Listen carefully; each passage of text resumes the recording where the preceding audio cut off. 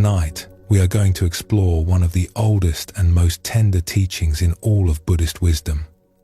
It is the teaching of letting go, not forcing, not pushing anything away, not even trying very hard, just discovering, slowly and gently, what happens when we allow ourselves to simply be.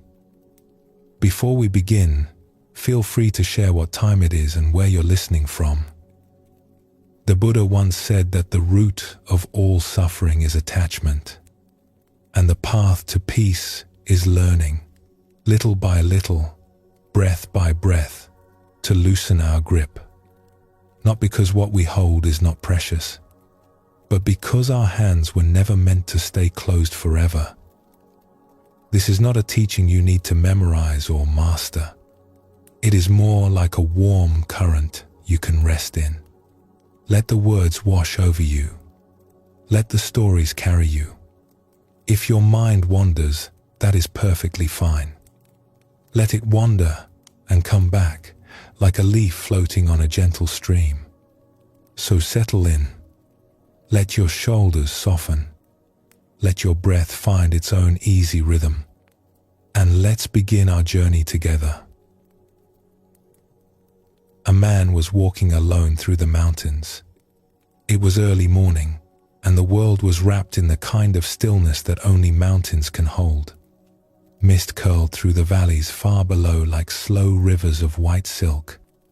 The air smelled of pine resin and damp earth, the deep green smell that comes after a night of rain.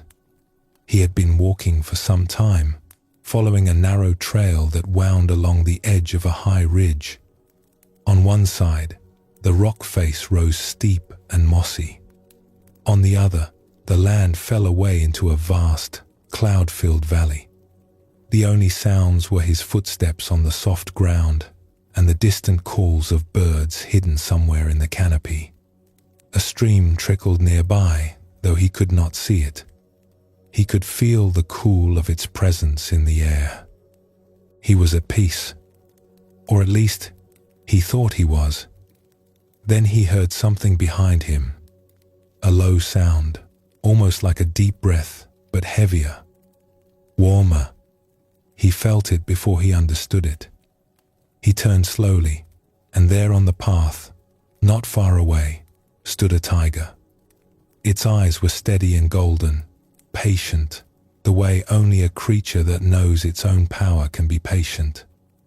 Its great body was low, coiled, perfectly still except for the slow flick of its tail.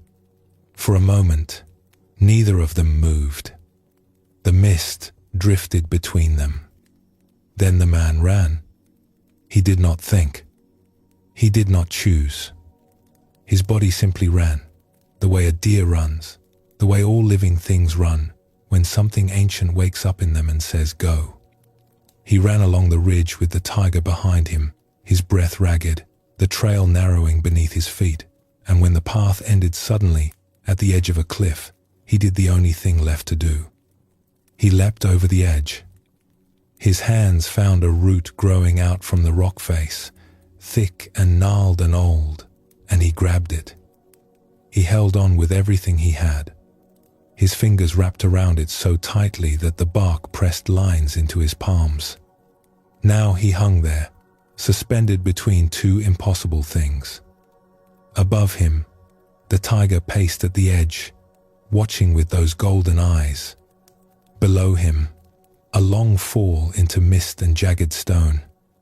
The root was strong enough, for now, but the man could feel his fingers beginning to ache. His arms trembled. He could not climb up. He could not climb down. He could only hold on. So he did what anyone might do in such a moment. He called out. "Help!" he cried. "Is anyone there? Please, help me." And to his great surprise, a voice answered. It came from everywhere and nowhere, deep and calm and vast, like the sound of the mountain itself. "I am here," the voice said. The man's heart leapt. "Who are you?" Some call me the beloved. Some call me the source. I am what has always been here. Oh, thank goodness, the man gasped. Please, tell me what to do. How do I get out of this? There was a pause. The mist swirled below. The tiger yawned above. And then the voice said, very simply, let go. The man blinked. He looked up at the tiger. He looked down at the rocks. He tightened his grip on the root. Let go? He said. Yes, just let go. The man was quiet for a long moment.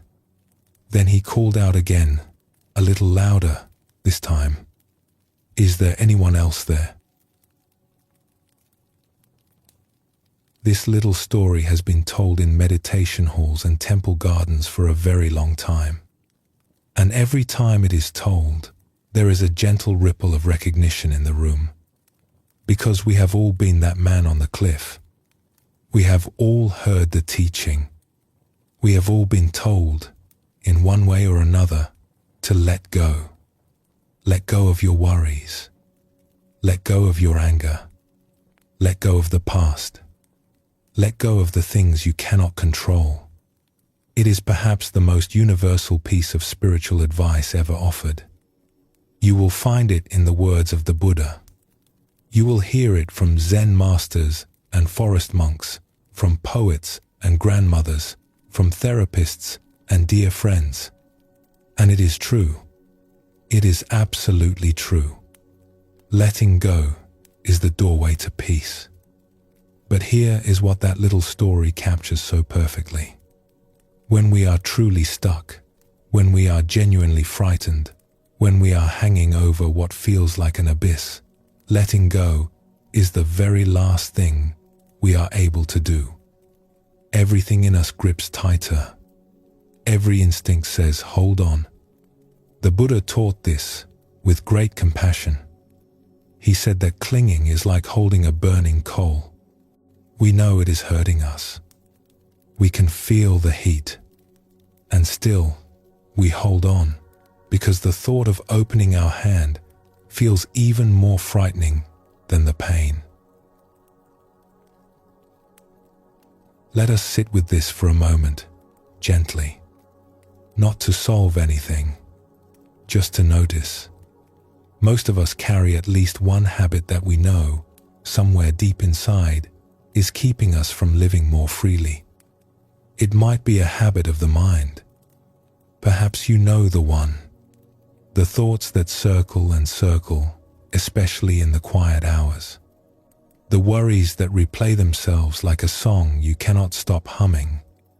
You have told yourself 1,000 times to stop worrying. And yet the worrying continues, because telling ourselves to stop has never been how the mind works. Or perhaps it is a habit of the heart, a tendency to be hard on yourself, a voice inside that says you should be further along by now, that you are not doing enough, that you are somehow falling behind in a race that no one else seems to be running. This voice can be so familiar that we mistake it for the truth. We forget that it is just a voice, not a verdict. Or maybe it is something you reach for. Something you consume a little more of than you would like. A way of soothing yourself that works in the short term but leaves you feeling hollow afterward. You know the pattern. You have tried to break it. You have made promises to yourself and then watched yourself break them and then felt the weight of that breaking. There is a teaching in Buddhism that is sometimes called the second arrow. The Buddha told his students that when we are struck by an arrow, it hurts. That is the first arrow, the original difficulty. But then, very quickly, we fire a second arrow at ourselves. This second arrow is our reaction to the pain. It is the shame we feel about the habit, the frustration at our lack of control, the judgment that says, "What is wrong with me? Why can I not just stop?" And this second arrow, the Buddha taught, often hurts more than the first. Let us explore another small story to illustrate this. It is a simple one, the kind of moment that happens every day in ordinary lives. Imagine a woman lying awake in the middle of the night. The house is dark and still. A soft rain is tapping against the window, and somewhere down the hall, a clock is ticking.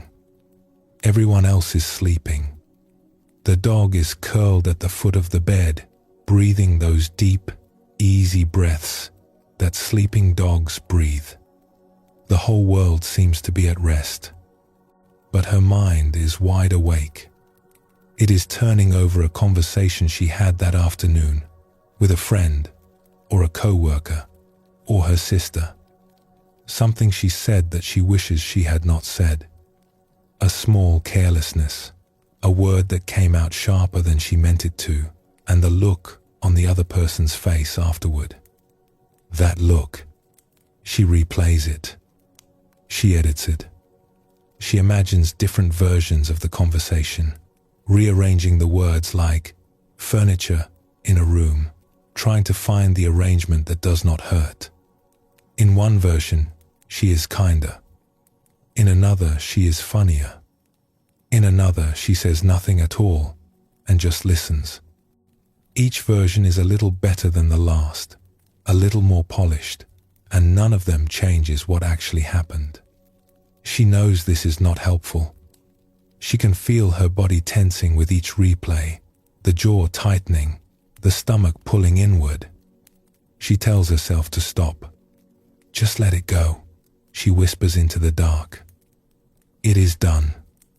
It is over. Go to sleep. But the mind does not obey. If anything, the instruction to let go makes the grip tighter.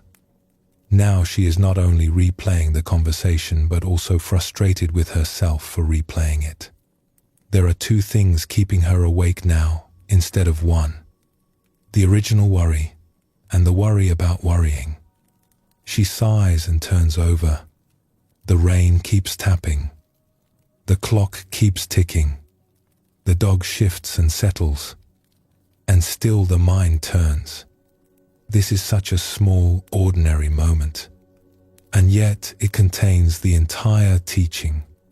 Because what is happening here is not a failure of willpower.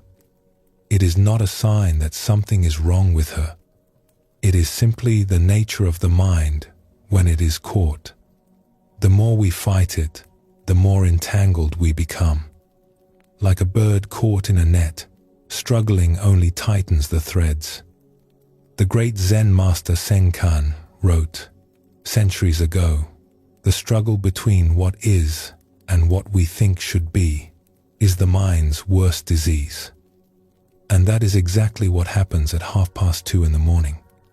The struggle itself is the suffering, not the thought, not the memory, the fight against it. So what do we do? If we cannot force ourselves to let go, and if trying harder only makes it worse, where does that leave us? This is where the Buddhist teaching becomes very beautiful and very gentle. Because the answer is not about doing more. It is about softening into something simpler. There is a phrase that appears again and again in the old texts. Not too tight, not too loose. The Buddha compared the spiritual path to tuning a stringed instrument. If the string is too tight, it snaps. If it is too loose, it will not play. The music comes when the tension is just right. And the same is true with our habits, our patterns, our places of stuckness. We do not need to attack them. We do not need to shame ourselves into submission. But we also do not need to ignore them or pretend they are not there. We simply need to bring a gentle, curious attention to them.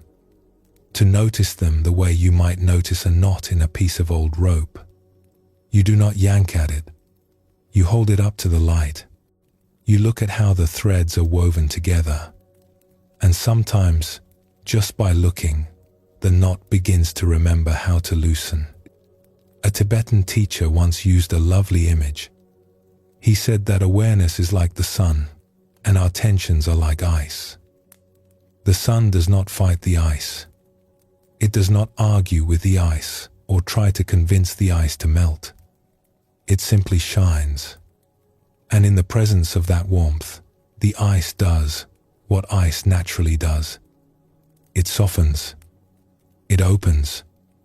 It returns to water, which was its true nature all along. This is what the practice of letting go really is. It is not something we do. It is something that happens all by itself when we stop fighting and simply bring the warmth of our attention to whatever is frozen inside us.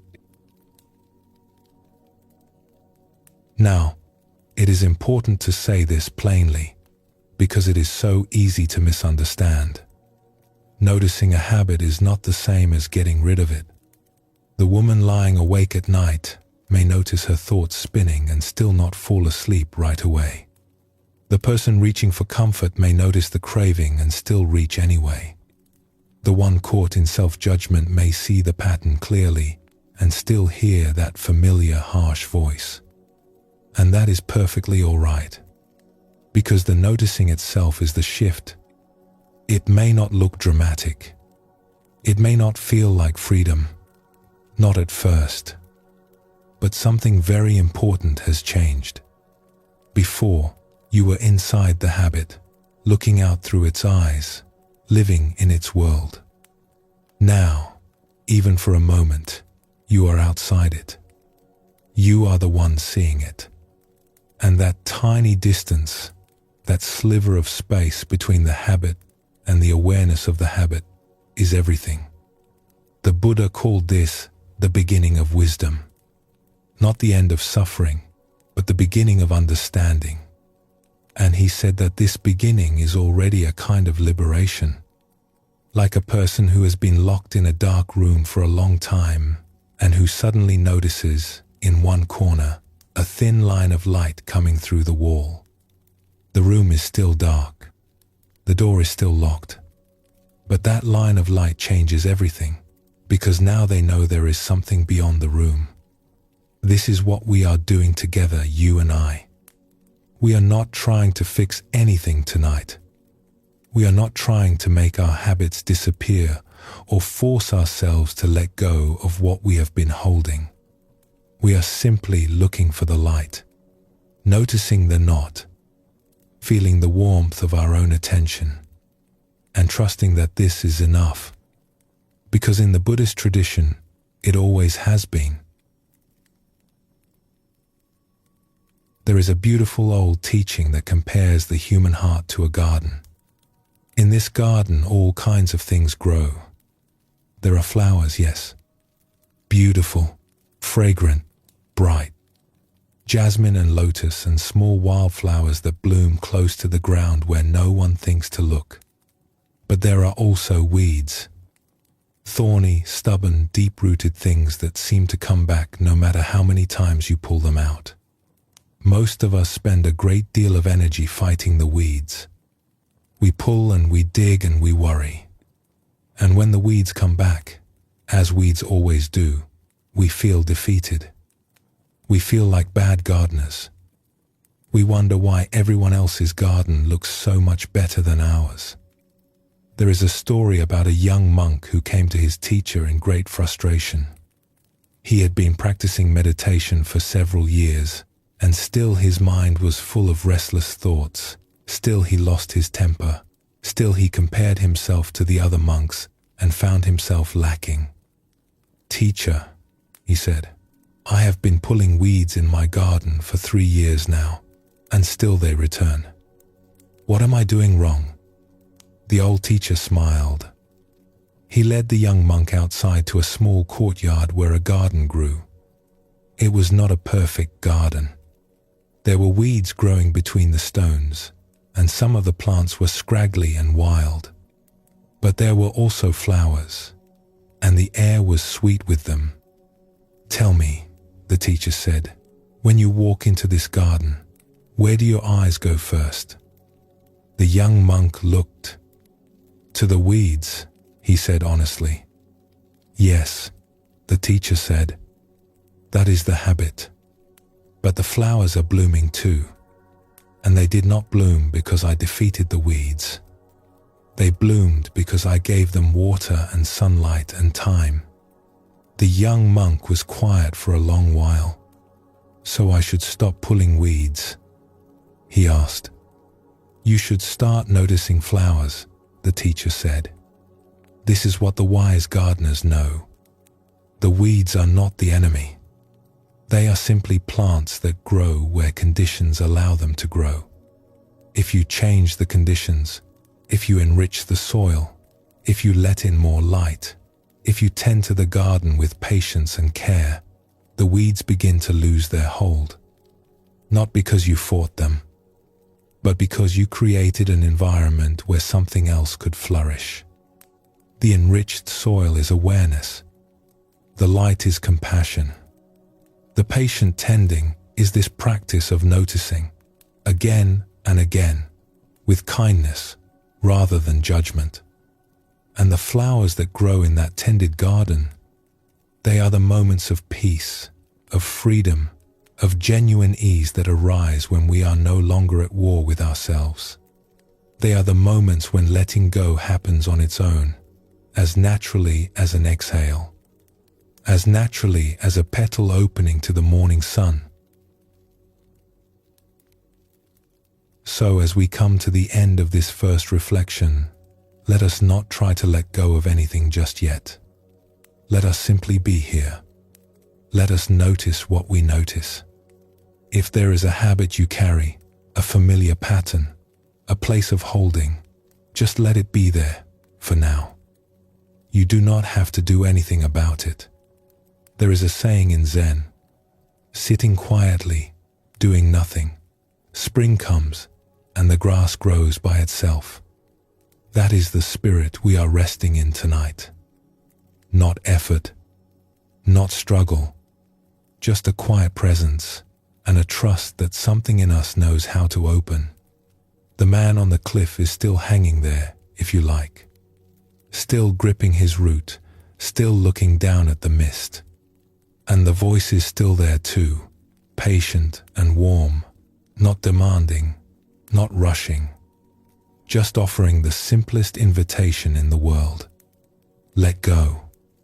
Not yet, perhaps. Not tonight. But the invitation is there. And just hearing it, just knowing it is possible, is already a kind of beginning. As the Buddha once gently reminded his students, a jug fills drop by drop, and so does freedom. One moment of noticing at a time, one breath of kindness at a time, one small softening at a time. Drop by drop, we fill. Let us pause here for a moment. Notice how you are feeling. Let your breath be easy and natural. And when you are ready, we will continue together.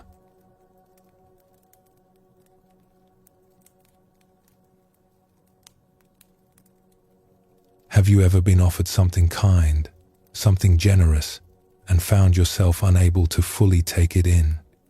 Not because you did not want to, but because something in you was bracing, scanning, waiting, almost without knowing it, for the catch.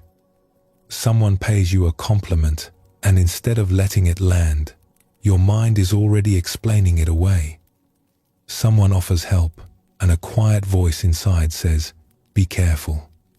Someone reaches toward you with warmth, and you feel yourself pull back, just slightly, like a hand near a flame.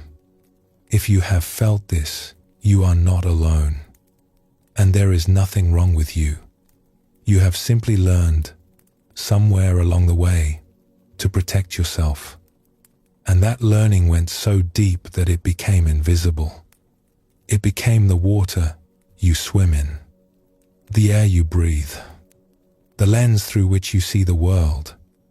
Tonight, Let us look at that lens, gently, with great kindness, because understanding where it came from is the first step towards seeing clearly again.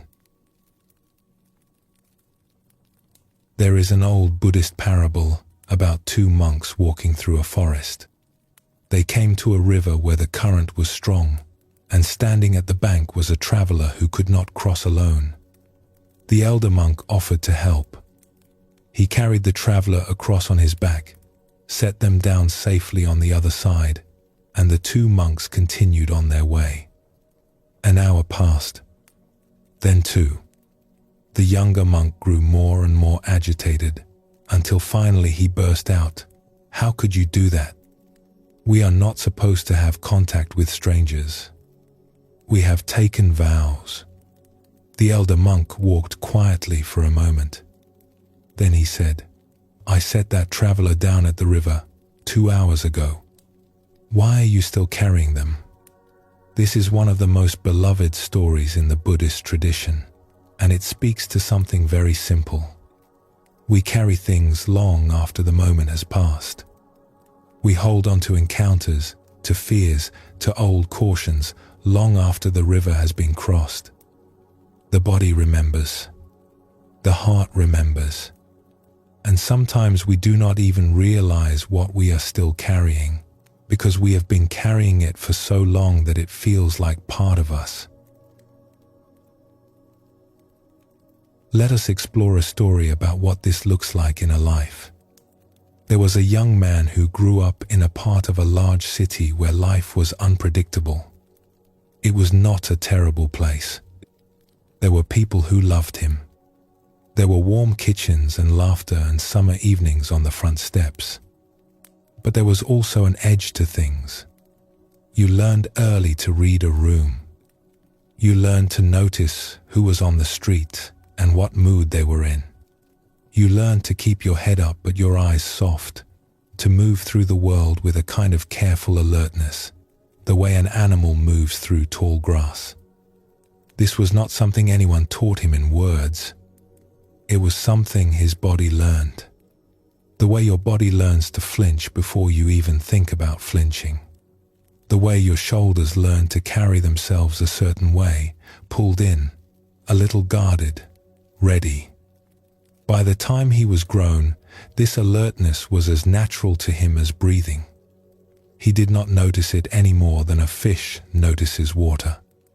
Then, one year, he traveled abroad for the first time. He found himself in a beautiful old city in another country, a place of wide avenues and golden light and sidewalk cafes where people sat for hours over small cups of coffee, doing nothing in particular, just watching the evening arrive. He met a man there, a local, who wanted to practice speaking his language, and they agreed to spend some time together. At first it was just conversation at a park bench, a few stumbling sentences back and forth, laughter at each other's mistakes. The local man was easy to be around. He had a broad, unhurried smile and a way of listening that made you feel he was in no rush at all. One afternoon, the man invited him to a cafe. It was a small place on a quiet street, with wooden tables worn smooth by years of elbows and wine glasses. The light came through the window in long, warm slants, and there were old photographs on the walls of people who had probably sat at these same tables decades ago. They sat down, and the local man ordered generously. Bread still warm from the oven, with a crust that crackled when you broke it. Soft cheese that smelled of herbs. A plate of olives glistening with oil, dark and rich. Sliced meats arranged on a wooden board, and wine the color of dark honey, poured into small glasses with a kind of ceremony, as if the pouring itself was part of the gift. "Please," the man said, gesturing to the table. "Eat. Enjoy." And then he insisted on paying for everything. The young traveler smiled and thanked him. But inside, something else was happening. A quiet alarm was sounding, low and steady, the way a distant siren sounds when you are trying to fall asleep. His mind was running calculations. All right, he thought. What is this really about? Nobody does this for free. This is some kind of setup. He wants something. There is an angle here, and I am not seeing it yet. He watched the man's face for signs. He tracked the man's hands. He noted the exits. He ate the bread, but he did not taste it. He drank the wine, but he did not feel the warmth of it. His body was at the table, but his mind was somewhere else entirely, mapping the room, running through scenarios, preparing for whatever was coming next. After the meal, the man said, "Come, I want to show you something beautiful." He led the young traveler out of the cafe and down a narrow side street where the cobblestones were uneven and old ivy climbed the walls. And with every step, the young traveler felt his body tighten. His thoughts raced ahead of his feet, rehearsing what might be waiting around the next corner. A confrontation, a trap, something he would need to be ready for. They turned a corner, and there it was. An old building, very old, with carvings in the stone that had been there for hundreds of years. Faces and leaves and flowing shapes, softened by time and weather into something that looked almost alive, like the stone itself was dreaming. The local man pointed up at the stonework and began to describe the history of the place. His voice was warm and unhurried. He traced the shapes of the old designs with his finger, the way a person does when they love something and want to share it. He told stories about the people who had carved these figures, how they had worked for years, how they believed that beauty was a kind of prayer. And the young traveler heard the words, but they arrived from a great distance, muffled, as if his ears were wrapped in cloth. Because the part of him that could receive beauty, that could take in the gift of this moment, was locked behind a door that fear had closed a long time ago. Then, after a while, the man simply shook his hand. "It was lovely to meet you," he said. "I hope you enjoy your time here." And he turned and walked away into the soft, wide evening. The young traveler stood there on the street, alone, watching the man disappear around a corner.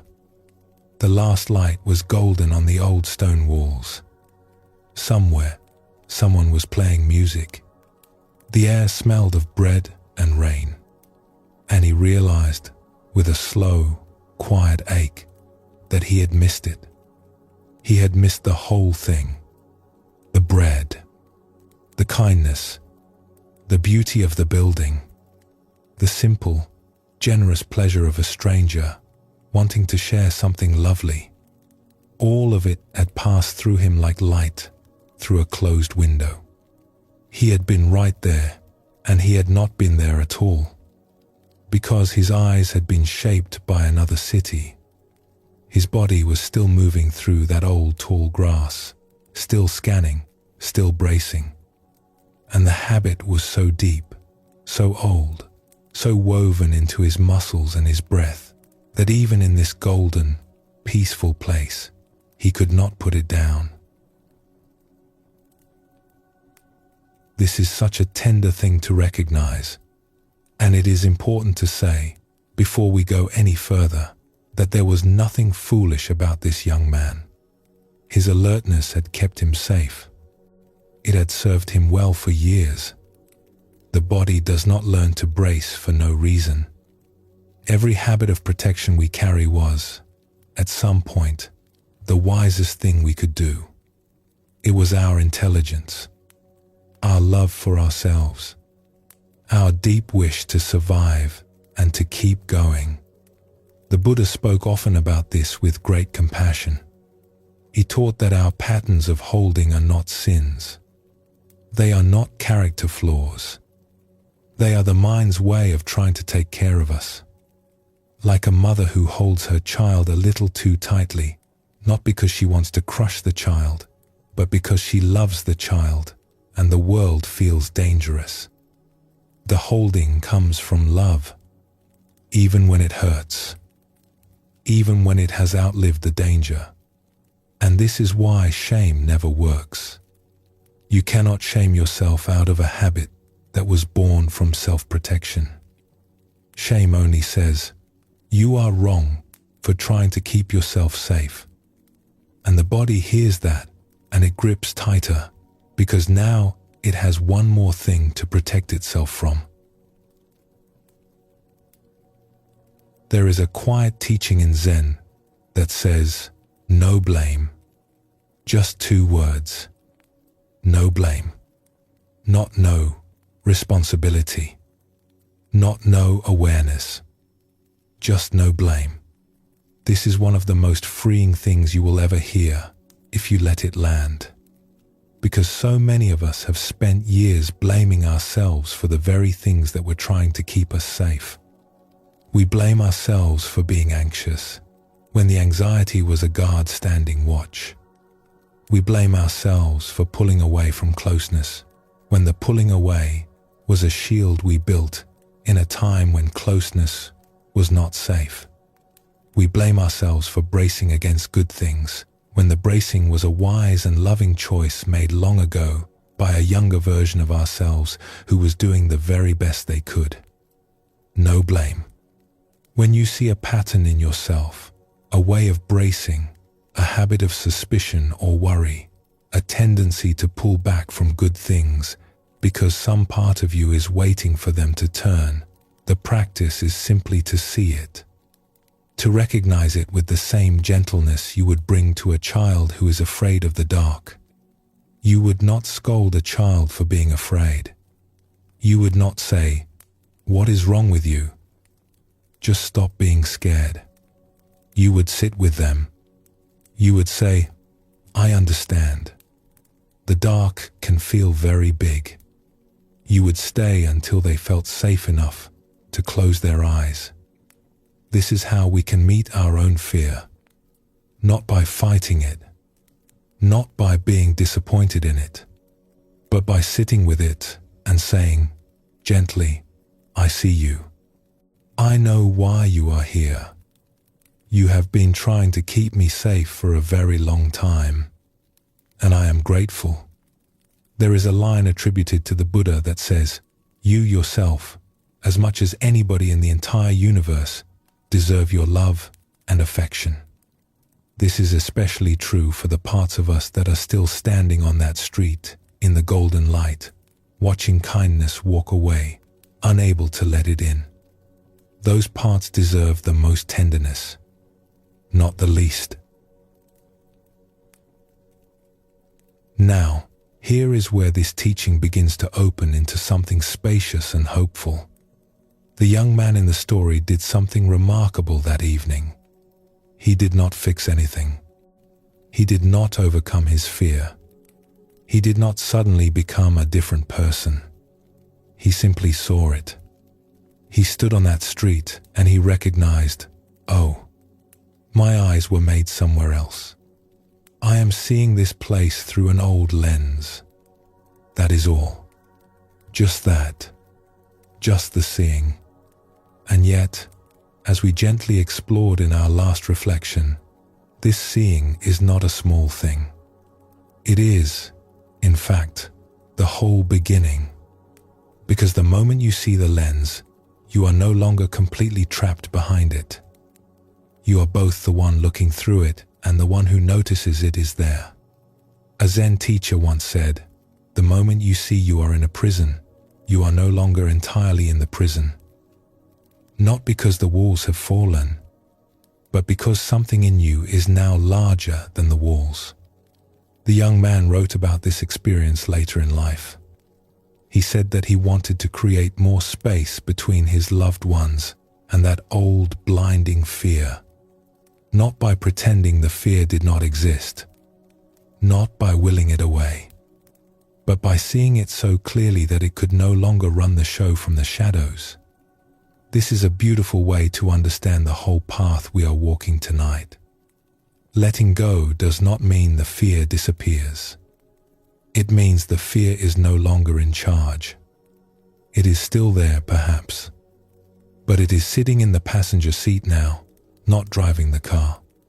And you can turn to it gently and say, "I know you are here.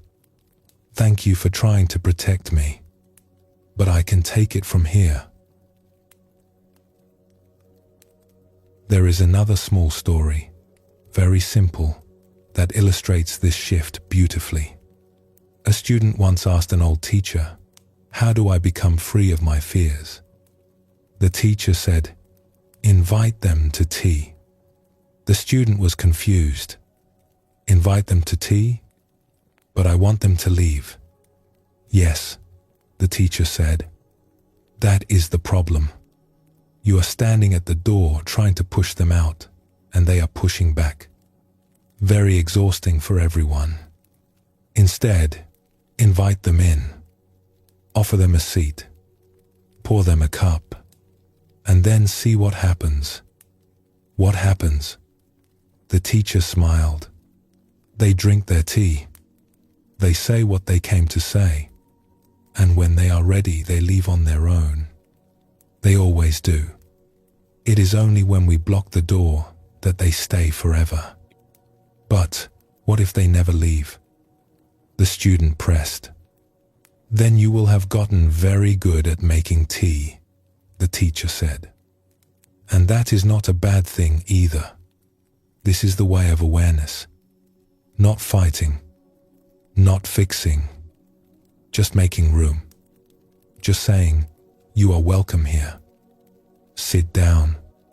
I'm not afraid of you anymore.'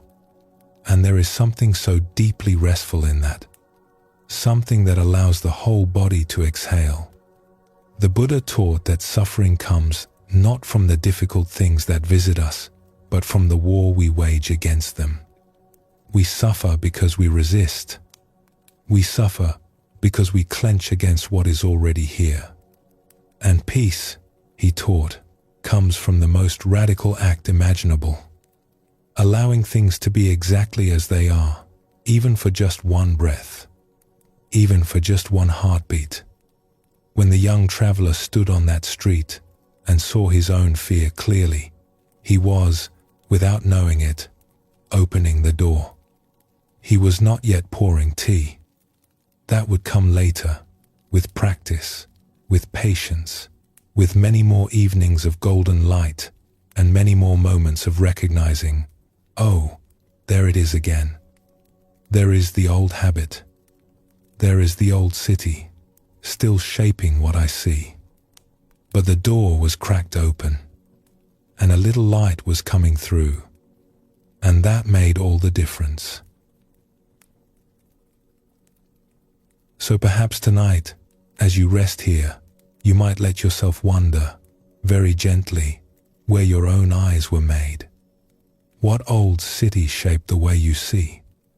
What ancient caution still moves through your body when kindness comes close? You do not need to answer. You do not need to figure anything out.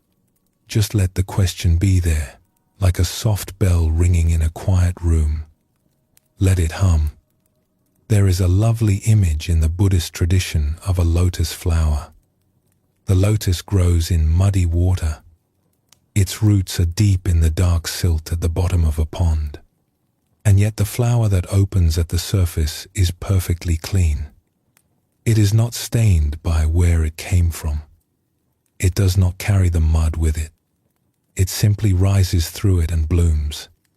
Your fears, your habits of protection, your old alertness, these are the mud. They are not who you are. They are where you grew. And something in you, the part that is listening right now, the part that recognized the young traveler's ache as something familiar, that part is the flower, already rising, already clean, already turning toward the light. And know that wherever your eyes were made, whatever you learned to carry, it does not have to be the end of the story. It is simply where the story has been. And now, here you are, listening, resting, breathing. Something in you is beginning to see the lens. Something is beginning to soften. That is enough for now. That is more than enough. Let us pause here for a breath. Notice what is present in you right now. And whenever you feel ready, we will continue together.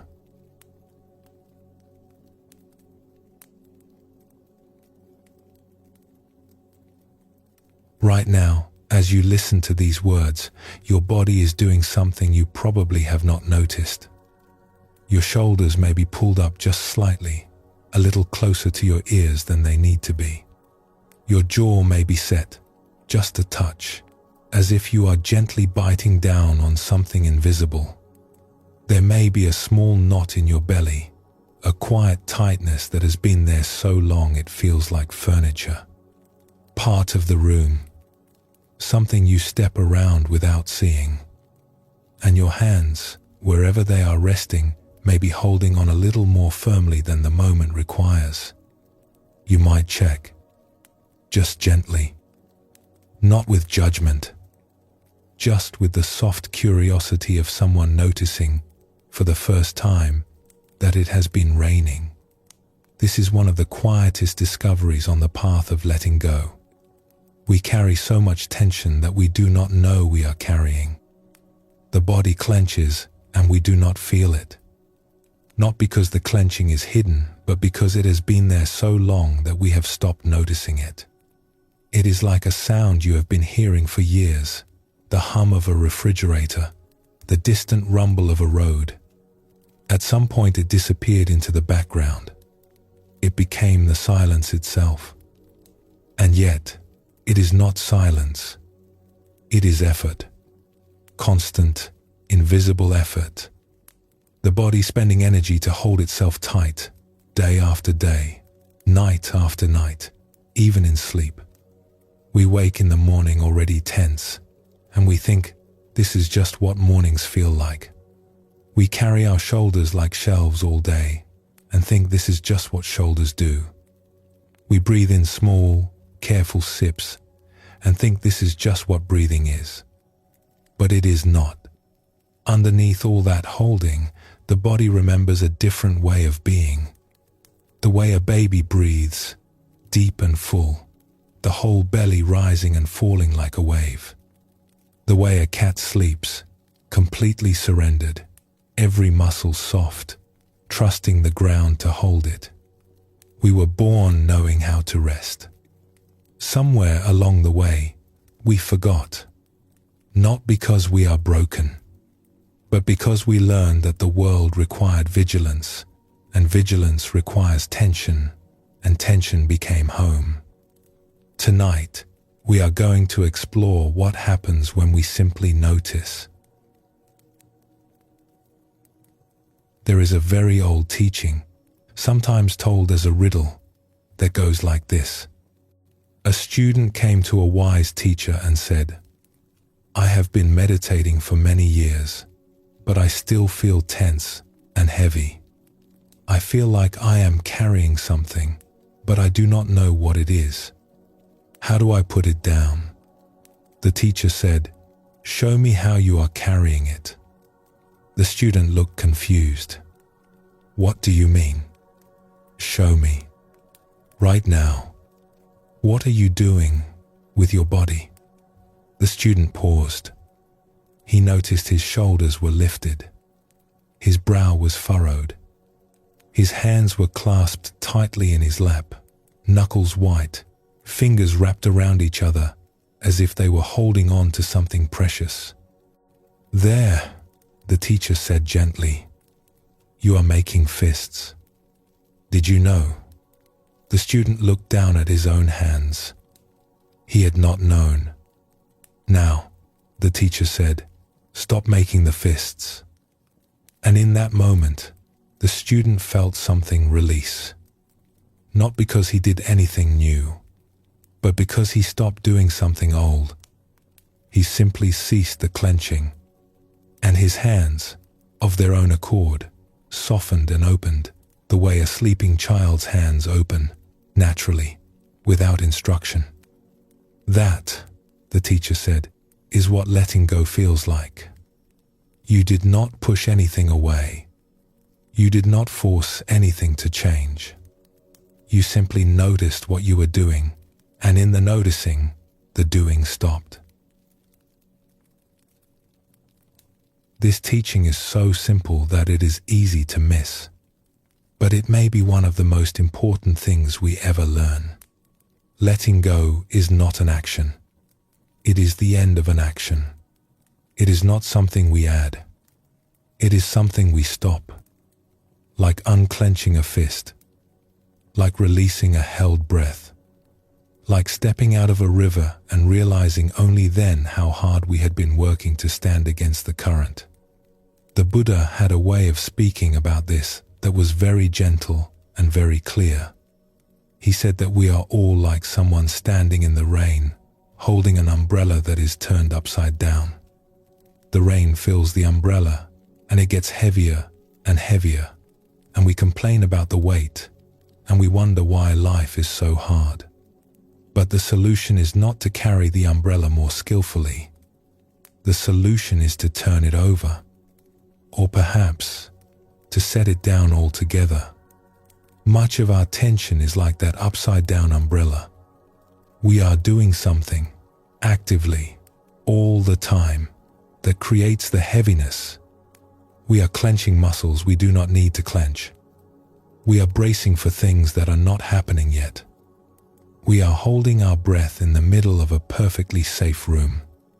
And we do not realize we are doing it, because the doing has become so habitual that it feels like being. Let us explore what this looks like in an ordinary day. There is a story about a person who was on their way to an important meeting. They had planned the journey carefully, leaving extra time, feeling organized and calm. The car was quiet. The afternoon sun was warm through the window. There was even a little feeling of satisfaction, the feeling of a day going according to plan. But the road had other ideas. Traffic had stopped completely. Not the slow crawl that sometimes passes for traffic, but a full, absolute stillness. The kind where you can watch a bird land on the road ahead and walk between the cars as if the road belonged to it. A long ribbon of vehicles stretched forward as far as the eye could see. Brake lights glowed red in the afternoon haze, hundreds of them, like a string of dull lanterns going nowhere. At first, it was fine. A mild annoyance. A small adjustment to the plan. The person turned off the radio and sat quietly. They checked the clock. There was still time. Not a lot, but enough. But then the minutes began to pass. 5 minutes. 10. 15. The clock moved, but the cars did not. And the meeting time crept closer, and the calm began to drain away, like water through sand. You could almost feel the moment it shifted. The moment the body stopped being patient and started being something else. This person started to lean forward in their seat. Not consciously. The body just did it, as if leaning forward might push the cars ahead. Their hands tightened on the steering wheel, gripping it the way you might grip the armrest during turbulence. Their jaw set. Their breathing became shallow and quick, little sips of air instead of full breaths. Their shoulders crept up toward their ears, slowly, invisibly, like a tide rising. And a band of tension wrapped itself around the back of their skull, a dull pressure that was not quite a headache, but was heading in that direction. Inside, a familiar voice started up. The voice of worry. This is going to be terrible. I am going to be late. They will think I do not care. I should have left earlier. Why did I not leave earlier? The thoughts had a kind of momentum to them, each one building on the last, each one a little more urgent, a little more certain that everything was about to go wrong. And then, in the middle of all this, a small, quiet thought arrived. It did not shout. It did not argue with the other thoughts. It simply appeared, like a single clear note in the middle of noise. You are clenching. That was all. Just a noticing. Not a judgment. Not a solution. Just, oh, you are clenching right now. And with that one small noticing, something shifted. The person did not try to relax. They did not tell themselves to calm down. They did not take 3 deep breaths or repeat a positive phrase or do anything at all that they had read in a book. They simply became aware of what the body was doing. They noticed the grip on the steering wheel and softened it, just slightly. Not forcing the hands open, just letting them remember that the wheel did not need to be held like a lifeline. They noticed the shoulders and let them drop, just half an inch. Like setting down 2 small bags of sand. They noticed the jaw and let it loosen. The teeth parted, just barely, and a small breath moved through the space between them. They noticed the belly, knotted and hard, and just let their attention rest there, the way you might rest a warm hand on a place that aches. Not pushing, not pulling, just presence. And the body, which had been running a program of tension for 20 minutes without anyone watching, began to unwind. Not all at once, not dramatically, but like a spring that has been coiled tight and is finally, gradually, allowed to extend. The traffic did not move. The meeting time still approached. Nothing about the outside world had changed at all. But inside, something had opened. A small clearing. A little room where there had been none. This is the teaching at its most practical and its most profound. The body does not need to be forced into peace. It only needs to be noticed. And in the noticing, a natural intelligence takes over, an intelligence that is older and wiser than our anxious thinking minds. There is a phrase that appears often in Buddhist practice. Letting go is letting be. These are almost the same words. Letting go, letting be. But the difference is everything. Letting go sounds like an action. It sounds like something we must do, something we must achieve. And when we cannot achieve it, we feel like failures. But letting be is different. Letting be is simply allowing what is already here to be here. Not adding anything, not subtracting anything, just meeting the moment exactly as it is. When the person in the car noticed their tension, they did not let go of it. They let it be. They allowed themselves to feel it fully, and in that allowing, the tension began to dissolve on its own. The fist they did not know they were making began to open. A Zen saying captures this beautifully. Spring does not arrive because you pull the flowers from the ground. Spring arrives because you let the season turn. We cannot force ourselves to relax. We cannot bully ourselves into peace. But we can notice. And noticing, it turns out, is the most powerful thing in the world.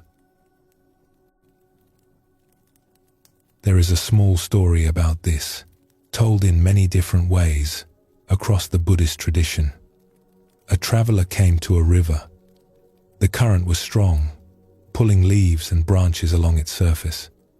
The traveler needed to cross, so he waded in and immediately began fighting the water. He pushed against the current. He strained his legs. He gripped rocks on the riverbed with his toes and fought for every step. By the time he reached the other side, he was exhausted. His body ached. He collapsed on the bank, breathing hard. A little while later, another traveler arrived at the same river. She looked at the water for a long moment. Then she waded in, and instead of fighting the current, she leaned into it. She let it carry her diagonally, stepping where the current wanted to go, moving with the water rather than against it. She arrived downstream from where the first traveler had crossed, but she arrived easily.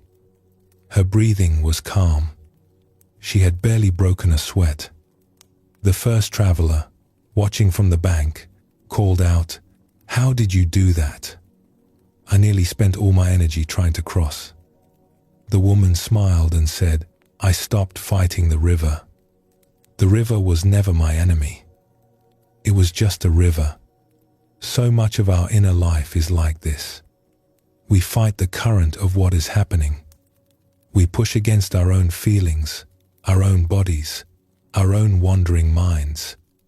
And the fighting is what exhausts us, not the river itself. The river is just the river. It is the resistance that wears us down. Letting be means stepping into the current and allowing it to carry you. Not giving up, not going limp, but finding the way that moves with life rather than against it. There is a reason this works, and it is worth understanding because it is such a comforting thing to know. When we are not paying attention, when awareness is elsewhere, the body defaults to its oldest habits. It clenches in the same places over and over. The shoulders rise. The belly tightens. The breath gets small. These are ancient patterns learned long ago, and they run automatically, like a song playing in an empty room. Nobody chose to play it. Nobody is listening. It just plays on and on because no one has walked in and noticed. But the moment awareness arrives, something changes. It is as if someone has walked into that room and the song becomes conscious of itself. The pattern, which had been running blindly, is suddenly seen. And in being seen, it is freed. Not forced to change. Freed to change. Given permission, at last, to do something different. This is one of the most beautiful discoveries in the whole of Buddhist teaching. That awareness itself is healing. Not awareness as effort. Not awareness as concentration or straining to pay attention. But awareness as simple, open, gentle presence. The kind of awareness that does not want anything from you. The kind that just says, "I am here. I see you. You are okay." Think of how it feels when someone truly listens to you. Not trying to fix you. Not waiting for their turn to speak. Just listening. There is something that softens in you, is there not? Something that unclenches. You do not have to perform. You do not have to hold yourself together. You can just be. That is what awareness does for the body. It listens. And the body, which has been talking to an empty room for years, finally feels heard. And in feeling heard, it can let go. This is why mindfulness is not about concentration or discipline or willpower. It is about something much gentler and much more natural. It is about showing up. It is about being present to what is already happening in this body, in this breath, in this moment. The great teacher Thich Nhat Hanh, who spent his long life teaching the art of mindful presence, used to say, "Feelings come and go like clouds in a windy sky. Conscious breathing is my anchor." He did not say, "I fight the clouds." He did not say, "I make the clouds disappear." He said, I anchor myself, and I let the sky be what it is. He also said something even simpler, something that you might carry with you long after tonight. He said, breathing in, I calm my body. Breathing out, I smile. That is the whole practice, right there. One breath of noticing, one breath of gentleness, and the body remembers what it always knew. This is what we are learning, not to change the weather, just to find our anchor, not to stop the waves, just to rest in the deep water beneath them, where it has always been still. Let us try something together, right now. It is very simple. You do not need to do anything except notice. Wherever you are, whatever position your body is in, just let your attention drift to your hands. You do not need to move them. Just feel them. Feel whatever they are touching. Feel the temperature of the air around them. Feel the weight of them resting wherever they rest. Now, without trying to change anything, notice if there is any holding in them, any subtle grip, any tension in the fingers, the palms, the wrists. You might be surprised, or you might not. Either is fine. There is no right answer here. Only noticing. And now, just by noticing, just by being aware, see if the hands soften. Even a little. You are not doing the softening. You are allowing the softening. The body already knows how to open. It has been waiting for your attention, the way a garden waits for rain. Now, if you like, let that same gentle attention drift upward, through the wrists, the forearms, the elbows, not searching for anything, not fixing anything, just visiting the way sunlight visits each part of a room as the day moves on. Let it reach your shoulders. Just notice them. And if they want to drop, even slightly, let them. Like two birds settling onto a branch. Let your attention visit your face. The muscles around the eyes, the forehead, the jaw, all those tiny muscles that work so hard all day, expressing, holding, guarding. Just let your awareness touch them gently and see what wants to soften. This is the whole teaching, right here, in your own body. Awareness arrives, and the fist that no one knew they were making begins, gently, to let go. The Buddha said, peace comes from within. Do not seek it without. And perhaps what he meant, at least in part, is this. The peace is not somewhere else.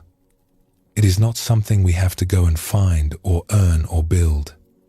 It is what is already here, underneath the clenching.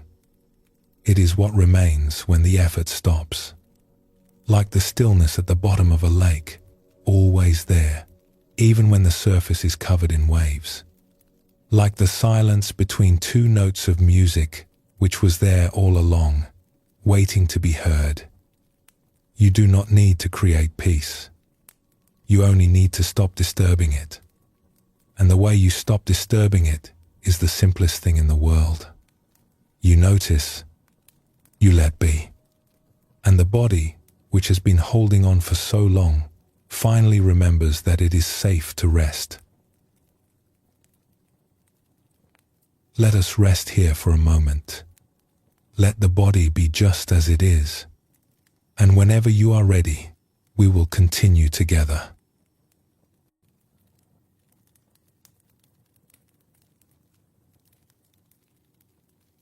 There is a small parable about a fish who swam up to an older, wiser fish one morning and said, "Excuse me, I have been searching everywhere. Can you tell me where to find this thing they call the ocean?" The older fish smiled gently and said, "My dear, you are in it. This story points to something that is both very funny and very profound. Sometimes the thing we are looking for is so close, so completely surrounding us, that we cannot see it. We are swimming in it. We are made of it. And still we search, because it has never occurred to us that what we seek might already be here. Tonight, we are going to talk about a kind of invisible line that runs through every moment of our lives. It is not a line anyone can see or touch, but it changes everything about how we experience being alive. And the beautiful thing is, once you know about it, you can never quite unknow it. Let us begin with a simple picture. Imagine a wide, open field. It stretches out in all directions, with tall grass and wildflowers, and a sky so big it makes you feel quiet just looking at it. Across this field runs a single line, like a horizon, dividing two different worlds.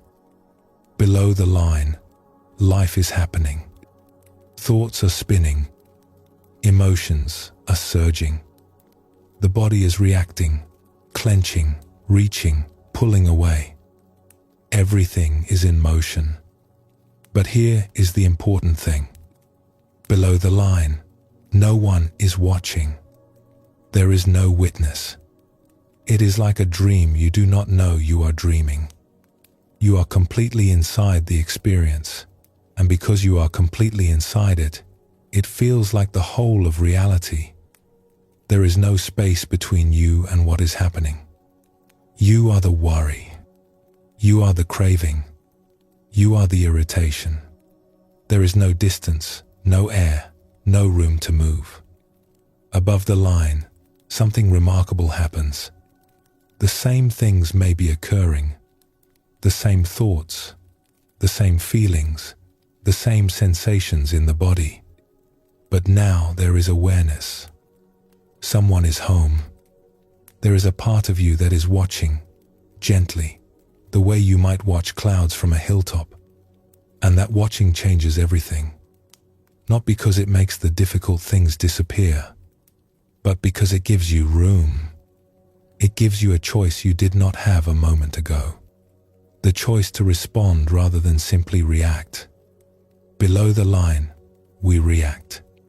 Above the line, we respond. And the difference between those two things is the difference between being carried away by a river and sitting on the bank, watching the water flow. Let us explore what living below the line looks and feels like, because all of us know it well, even if we have never had a name for it. It looks like scrolling through your thoughts at midnight, caught in a story about something that has not happened yet and probably never will, but feeling your pulse race as if it is happening right now. It feels like that moment when someone says something small and careless, and before you have even finished hearing it, something in you has already composed a sharp reply, already built a case, already convicted them, and is working on the sentence. Below the line, we are fast. We are reactive. We are certain. And we are almost always wrong about what the moment actually requires. There is a story about an old potter who lived in a small village at the foot of some gentle green hills. He was known throughout the village for his beautiful work, his steady hands, and his calm disposition. People came from neighboring towns to buy his bowls and cups, and he took great pride in his craft. One morning, the potter was carrying a tray of his finest pieces to the market. He had been working on them for weeks. Each one was glazed with care, each one balanced just so. He walked slowly, watching his step on the dusty road. Then a dog ran across his path. A silly, happy dog, chasing nothing in particular. The potter startled. His foot caught a stone, and the tray tipped. Every single piece shattered on the ground. Now, what happened next is the interesting part. The potter stood there, looking at the broken pieces, and something took over. Not the wise, calm man the village knew. Something older, something faster. A wave of heat rose from his belly to his chest to his throat. His hands clenched. His thoughts raced. That stupid dog. That careless owner. My work. My weeks of work. Ruined. Everything is ruined. He shouted at the dog, which was already long gone. He cursed the stone in the road. He kicked at the broken shards, which only cut his sandal. And by the time he finally stopped, breathing hard, hands shaking, he realized he had been standing there for 10 minutes, lost in a storm that had nothing left to blow against. The dog did not hear him. The stone did not care. And the pots were still broken. This is what it looks like below the line. It is not that the potter was a bad person or a foolish one. He was simply caught. Something happened, and before he could think, before he could choose, the old, fast, reactive part of him took over. The part that does not pause. The part that does not reflect. The part that moves from feeling to action with no space in between. Every one of us has this part. It is ancient. It is the part of us that evolved to react quickly in moments of danger, to fight or flee without stopping to consider. And it served us well for a very long time. When life was truly dangerous, when every moment required quick action, this part of us kept us alive. But here is where it gets tricky. This ancient, reactive part does not know the difference between a real threat and a broken pot. It does not know the difference between a tiger in the path and a slow line at the market, between a genuine emergency and an email that makes us anxious. It simply reacts. The same way, with the same intensity, every time, because that is all it knows how to do.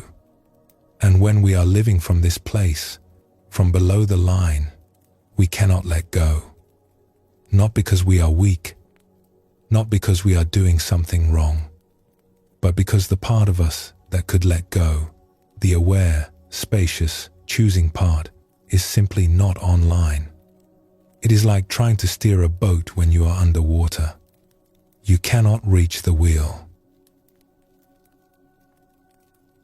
Now, here is where this becomes something hopeful rather than discouraging. The potter, as it happens, had a friend, an old woman who lived at the edge of the village and was known for her quietness and her good sense. She had been watching from her doorstep as the whole thing unfolded. After the potter had spent himself, after the shouting and the kicking and the heavy breathing, he looked up and saw her sitting there. She had a cup of tea in her hands and a look on her face that was not quite a smile, but close to it. "Rough morning," she said. The potter sighed. He sat down on the ground next to the broken pottery and put his head in his hands. "I lost my temper again," he said. "I always lose my temper. I hate that about myself." The old woman took a sip of tea. "When did you notice?" she asked. "Notice what?" "That you had lost your temper." The potter thought about it. "Just now, I suppose. When I stopped shouting." "And when you noticed," she said, "what happened?" He paused. "I stopped." "Yes," she said. "You stopped. That is the thing people miss. You were lost, and then you were not lost. You were below the water, and then you came up for air. The fact that you went under is not the interesting part. Everyone goes under. The interesting part is that you came back up." She poured him a cup of tea from her own pot and handed it to him. It was warm in his hands. "You know," she said, "the river does not apologize for flowing. The wind does not apologize for blowing. And you do not need to apologize for being human. Anger came. It does that. It is what happened after the anger that matters. You woke up. That is the whole path, right there in your morning." The potter looked down at the broken pieces around him. They looked different now. Not like a catastrophe, more like just a thing that happened. Shards of clay on a dusty road. Nothing more, nothing less. "Can I make new ones?" he said, half to himself. "You always do," the old woman said. "There is a teaching in the Buddhist tradition that says the mind is like a sky. Storms come, clouds gather, lightning may flash, but the sky itself is never damaged by any of it. It does not need to be repaired. It does not need to be cleaned. It simply waits, and the storm passes, and the sky is as it always was, wide and open and clear. When we go below the line, we are inside the storm. When we come above it, we remember that we are also the sky." She set down her tea and looked at him kindly. "The question is not how to stop going under. The question is how to come back up a little sooner each time." This is one of the wisest things we can understand about this whole journey. The goal is not to never react. The goal is not to live permanently above the line in some state of perfect, unshakable calm. That is not realistic, and honestly, it is not even very human. We are creatures who feel deeply. We are built to respond to life with our whole being. The goal is simply to notice, to catch ourselves a little sooner, to come up for air a little faster. And each time we do, each time we move from below the line to above it, something wonderful happens. We get a little more familiar with that spacious, watching place. It becomes less foreign, more like home. A great Zen teacher once said, "Enlightenment is not about never falling down. It is about getting up each time, and eventually learning to fall with grace." And there is something deeply restful in that, is there not? The pressure is off. You do not have to be perfect. You do not have to master anything. You just have to notice. And every time you notice, you are already above the line. Even if you were below it a moment ago. Even if you will be below it again a moment from now. In this breath, you noticed. And that is enough. There is a wonderful story about a student who went to a meditation teacher and said, "I am a terrible meditator. My mind wanders constantly. I get lost in thoughts 100 times in a single sitting." The teacher said, "How wonderful." The student blinked. "Wonderful? Did you not hear what I said? 100 times I get lost." "Yes," the teacher said. "And 100 times you came back. That is 100 moments of waking up. Most people go a whole day without waking up once. You did it 100 times before breakfast. This is such a kind way to see it. Every time we notice we are below the line, that noticing is itself the return. We do not have to climb some great mountain. We just have to open our eyes. And the opening of the eyes is the arrival. Let us explore one more story here, because it shows what it looks like when someone begins to live a little more above the line, and how that changes not just their inner world but everything around them. There is a story about a man who had a habit of impatience. He was not unkind. In fact, most people who knew him thought of him as a good person. but he moved through his days like someone trying to catch a train that was always about to leave. Everything was urgent. Everything needed to happen faster. And when the world did not cooperate with his schedule, something in him would tighten and snap, like a rubber band pulled too far. He had been learning, in his own quiet way, to pay more attention. Not through any grand spiritual program, just a simple intention to notice when he was getting caught up, to pause even for a heartbeat before reacting. One evening, after a very long day, he stopped at a market to pick up a few things for dinner. The store was busy. He had a full basket. He was tired, and all he wanted was to get home. He joined a line, and in front of him was a woman with a small child. The woman had only one or two things to buy, but instead of placing them on the counter, she lifted the little girl up and showed her to the person behind the counter. And the two of them, the woman and the clerk, began to make a fuss over this child, smiling and laughing and saying how much she had grown. The man felt it building, the familiar tightening, the thoughts lining up like soldiers. She should be in the quick line. She only has one item, and now they are chatting. Do they not see the line behind them? I have things to do. I have had a long day. This is not fair. He could feel the heat in his chest.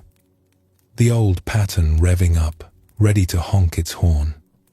And then, very quietly, he noticed. Oh, he thought. There it is. He did not try to push the feeling away. He did not scold himself for being impatient. He just saw it. The tightness, the urgency, the feeling that the world was failing to cooperate with his very important plans. And in seeing it, something softened. Just a little. Just enough. He took a breath. He looked up from his own thoughts, and for the first time, he actually saw the little girl. She was maybe 2 years old, with round cheeks and dark, curious eyes, and she was reaching up to touch the face of the person behind the counter with a tiny, gentle hand. Something in his chest loosened. Not all the way, but enough to let a different feeling in. Something warm. Something that had been there all along, underneath the rush, waiting for a little room. When it was finally his turn, and the woman and the child had moved on, he said, "That was a beautiful little girl." And the clerk, whose eyes had been bright and happy, looked at him and said something that changed the rest of his evening. She said, "That is my daughter. Her grandmother brings her to visit me here twice a day. My husband is away, serving overseas, and this is the only time I get to hold her until I get home late at night." The man stood there with his basket of groceries and felt the world get very quiet and very wide. The fluorescent lights of the market, the beeping of the scanners, the chatter of voices, it all seemed to soften and recede, and for a moment, there was just this. A clerk who missed her husband. A grandmother who brought a child to a market twice a day, so a young mother could hold her daughter. A tiny hand reaching up to touch a familiar face. All of this had been happening right in front of him, and he had almost missed it entirely. He had almost stood there simmering in his own impatience while the most tender thing in the world unfolded 3 feet away. He did not say anything wise.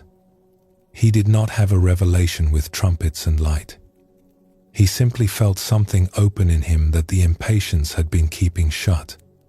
A kind of tenderness, a recognition that everyone around him was carrying something, that every person in every line, in every market, on every road, had a story he could not see, a weight he could not measure, a love he knew nothing about.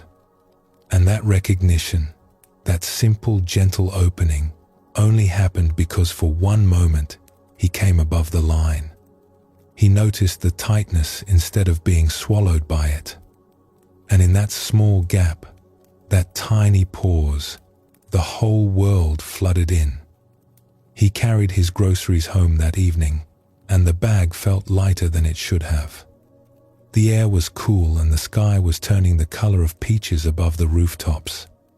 And he thought, not for the first time, but perhaps for the first time with real feeling, that he had been rushing through his life like someone late for a train, and the train was not going anywhere he actually needed to be. The Buddha once said, "In the end, only three things matter: how much you loved, how gently you lived, and how gracefully you let go of things not meant for you."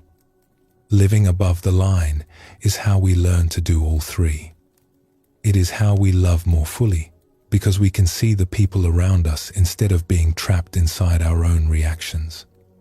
It is how we live more gently, because we are no longer at war with every moment that does not go our way. And it is how we let go, not through force, but through the simple, quiet power of being awake. You do not have to climb there. You do not have to earn it. You simply notice, and in the noticing, you are already there.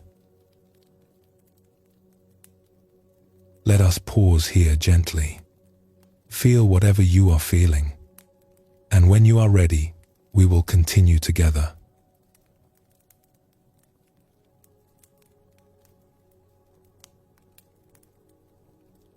On a clear night, far from the lights of any city, you can look up and see the whole sky.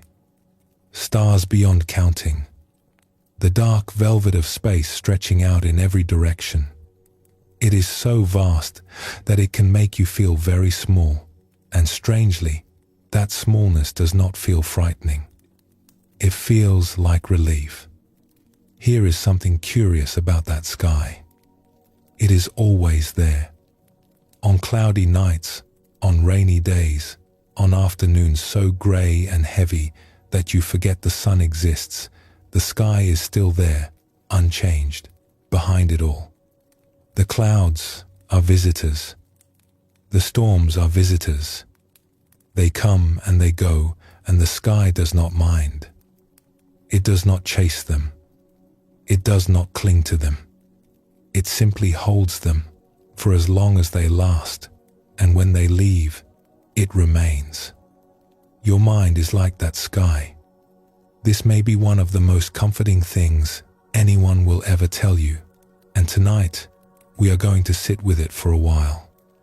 Because most of us have been living as if we are the clouds, as if our thoughts are who we are, as if the weather in our minds is the final truth about us. And it is not. It never was. We think a worried thought, and we become the worry. We think an angry thought, and we become the anger. We think a thought that says, "I am not enough," and we become that smallness, that lack, that quiet despair. The thought fills the whole sky of our awareness, and we forget that the sky was there before the thought arrived and will be there long after it has drifted away. But here is the beautiful part. You do not have to stop the clouds to find the sky. You do not have to fight them or chase them or figure out where they came from. You simply have to remember that the sky is there. And the moment you remember, even for an instant, something shifts. You are no longer trapped inside the weather. You are the vastness that holds it. Let us explore a story about how a person comes to understand this. There was once a scholar who lived in a mountain town. She was a great reader, a great thinker, a collector of ideas and arguments and opinions. Her mind was always busy. It sorted and analyzed and categorized the world from morning until night, and even in her dreams it continued its work, turning over problems, examining them from every angle, looking for the answer to something she could not quite name. She was, by any measure, a brilliant person, but she was not a peaceful one. One year, she heard about an old teacher who lived simply in a small hermitage further up the mountain. People said he was wise. People said he was quiet. People said that being near him felt like sitting beside a still lake. The scholar decided to visit. She packed a bag full of books and notebooks and climbed the trail to his hermitage. The path wound through cedar trees, and the air grew cooler and quieter as she climbed. Birds called to each other in voices that seemed to have all the time in the world. When she arrived, she found a small stone building with a wooden door that had been painted blue a long time ago and had since faded to the color of a winter sky. A garden grew beside it where beans and squash climbed their poles in patient rows, and somewhere behind the building, a stream made the sound that streams make when no one is in a hurry. The old teacher was sitting outside on a flat rock, doing what appeared to be nothing at all. His eyes were open but soft, as if he were looking at everything and nothing at the same time. "I have come to learn," the scholar said. The teacher nodded. "Sit down," he said. She sat. The rock was warm from the sun. "What troubles you?" he asked. "My mind," she said. "It never stops. I think and think and think, and I cannot find peace. I have read 100 books on how to find peace, and each one gives me more to think about, which makes it worse. I have read the sutras. I have studied the old teachers. I have memorized their words, and still my mind churns like a river after rain. I have come to you because people say you know how to quiet the mind." The old teacher smiled. It was a kind smile, not mocking at all. "I do not know how to quiet the mind," he said. "The mind does what it does. That is its nature. Asking the mind to be quiet is like asking the wind to stop blowing. It will stop when it stops, and then it will start again." The scholar frowned. She had not climbed all this way for that. "Then what do you teach?" "I teach people to sit outside." She waited for more. He seemed perfectly content to let the silence be his second sentence. A bird landed on a branch nearby and considered them both. After a while, she said, "I do not understand." "When you are inside a house," the teacher said, "and a storm comes, what is that like?" "Frightening," she said. "The noise, the shaking. It feels like the walls might not hold. It feels like the whole world is falling apart." "Yes. And when you are outside, on a hilltop, watching the same storm pass through the valley below." The scholar paused. She could almost see it. The dark clouds rolling through the valley, the flickers of lightning, the distant rumble. And herself, sitting on the hilltop, the wind in her hair, watching it all from a place that the storm could not reach. "It is different," she said slowly. "It is still powerful, but there is distance. You can see it for what it is. Just a storm, passing through." "Yes," the teacher said. "Your thoughts are the storm, and you have been living inside the house. I am simply inviting you to come outside." They sat together for a long time after that. She did not read any of the books she had brought. She did not take any notes. She just sat on the warm rock and watched the sky change color as the afternoon aged, and for the first time she could remember, her mind did not feel like an enemy. It felt like weather. It felt like something she could watch. This is one of the great discoveries that people come to, sometimes after years of practice, and sometimes in a single quiet moment. The discovery that thoughts are not facts. They are events. They arise, they exist for a little while, and they pass. Like weather, like clouds, like the sound of a bell that rings and then fades into silence. We do not have to believe them. This sounds like such a simple thing to say. But for most of us, it is revolutionary. Because we have spent our entire lives treating our thoughts as though they were absolute truth. The thought says, "You are not good enough," and we believe it, the way we believe gravity. The thought says, "Something terrible is going to happen," and we feel the terror in our bodies as if the terrible thing were already here. The thought says, "You need to fix this right now, or everything will fall apart," and we rush into action, driven by a voice that has no more authority than the wind. The Buddha put this very simply. He said, "We are what we think. All that we are arises with our thoughts. With our thoughts, we make the world." And he did not mean this as a celebration. He meant it as a diagnosis. We are living inside a world that our thoughts have built, and most of the time, we do not realize we are the builders. What would it be like to step outside the house, to watch the storm from the hilltop, to see a thought arise and, instead of climbing inside it and letting it carry you away, simply to notice it and let it pass? There is a beautiful old teaching about this that has been passed around for centuries. A forest monk was asked by a visitor, "What do you do here all day? What is your practice?" The monk said, "I sit. Thoughts come. I let them go. Thoughts come. I let them go. That is all?" The visitor said, "That is your whole practice. What more would you have me do?" The monk said, "Build them a house and invite them to stay?" There is such gentle humor in this, and such wisdom, because this is exactly what we do, is it not? A thought arrives, a worry, a plan, a memory, a judgment, and instead of letting it drift through like a cloud, we build it a house. We furnish the house.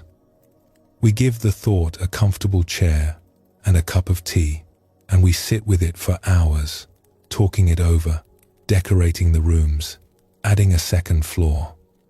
We give it a name and a history and a future, and before we know it, we have constructed an entire mansion out of a single passing thought. By the time we are done, we are living with this thought. It has become our roommate, our companion, sometimes our jailer, and we wonder why we feel so crowded inside. We wonder why there is no room to breathe. But it is not that the house is too small. It is that we have filled it with guests who were only ever passing through. Another great teacher, a monk who spent many years in the forests of Southeast Asia, once described his entire approach in just 2 words: letting go. He said you could simplify the whole spiritual path down to this. Whenever a thought arises that pulls you into its story, just let it go. Whenever a desire builds that wants to carry you somewhere, let it go. Whenever an opinion forms that wants to harden into certainty, let it go. He said that he practiced nothing else for about 2 years. Just those 2 words. Every time the mind reached out to grab something, to figure something out, to worry something into shape, he would simply whisper, "Let go." And after a while, the reaching would fade, and there would be a moment of openness, of space, of quiet. And then the mind would reach again, and he would whisper again, and so it went. Let go. Let go. Let go. He was not saying that thoughts are bad. He was not saying that thinking is the enemy. Thinking is a beautiful gift. It builds bridges and writes songs and solves problems and imagines futures. But he was simply pointing out that we have a choice we did not know we had. The thought arises, and we can follow it, or we can let it pass. We can live inside the cloud, or we can watch it drift across the sky. And every time we let a thought go, even once, something opens up. A little patch of blue appears where there was only grey a moment ago. And we remember, oh yes, I am not the weather. I am the sky. There is one more thing about this that is worth knowing, because it can save us a great deal of unnecessary suffering. Our thoughts are storytellers. They are very good at their job. They tell vivid, detailed, convincing stories about what has happened, what is happening, and what is about to happen. And these stories feel so real that we mistake them for reality. But they are not reality. They are interpretations. They are guesses. They are the mind's attempt to make sense of something that is, in truth, much simpler and much more mysterious than any story can capture. Let us explore a small story to see this in action. A man was walking through a forest on a dark evening. The trees were tall and close together, and only scraps of moonlight reached the path. The air smelled of damp leaves and earth. He had been walking for some time, and his feet were tired, and he was looking forward to reaching his home at the other end of the woods. Then, ahead of him on the path, he saw a shape. Long, curved, motionless. Something about it made his body go cold before his mind could say why. And then the mind caught up. A snake, coiled and still, right in the center of the path. His heart began to pound. His breath caught in his throat like a stone. Every muscle in his body locked, screaming at him to turn and run. But he could not move. Fear had frozen him where he stood. He stood there for what felt like a very long time, staring at the shape, his whole being vibrating with alarm. He could feel his pulse in his fingertips. He could hear his own breathing, ragged and shallow. The forest around him, which had been friendly a moment ago, now seemed full of threat. And then a cloud moved, and the moon came out, full and bright, and the pale silver light fell on the path like a gift. And he saw that the shape was not a snake at all. It was a coiled rope that someone had left on the trail. Just a rope. A simple, harmless rope. In an instant, everything changed. The fear drained out of him like water from a cup. His body softened. His hands unclenched. His breath came back in a long, easy wave. He even laughed, a little shakily, at himself, at the whole thing. Nothing on the path had changed. The rope was the same rope it had always been. It had been a rope the whole time he was afraid. The only thing that changed was his thought about it.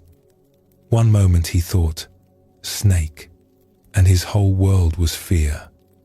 The next moment he thought, rope, and his whole world was relief.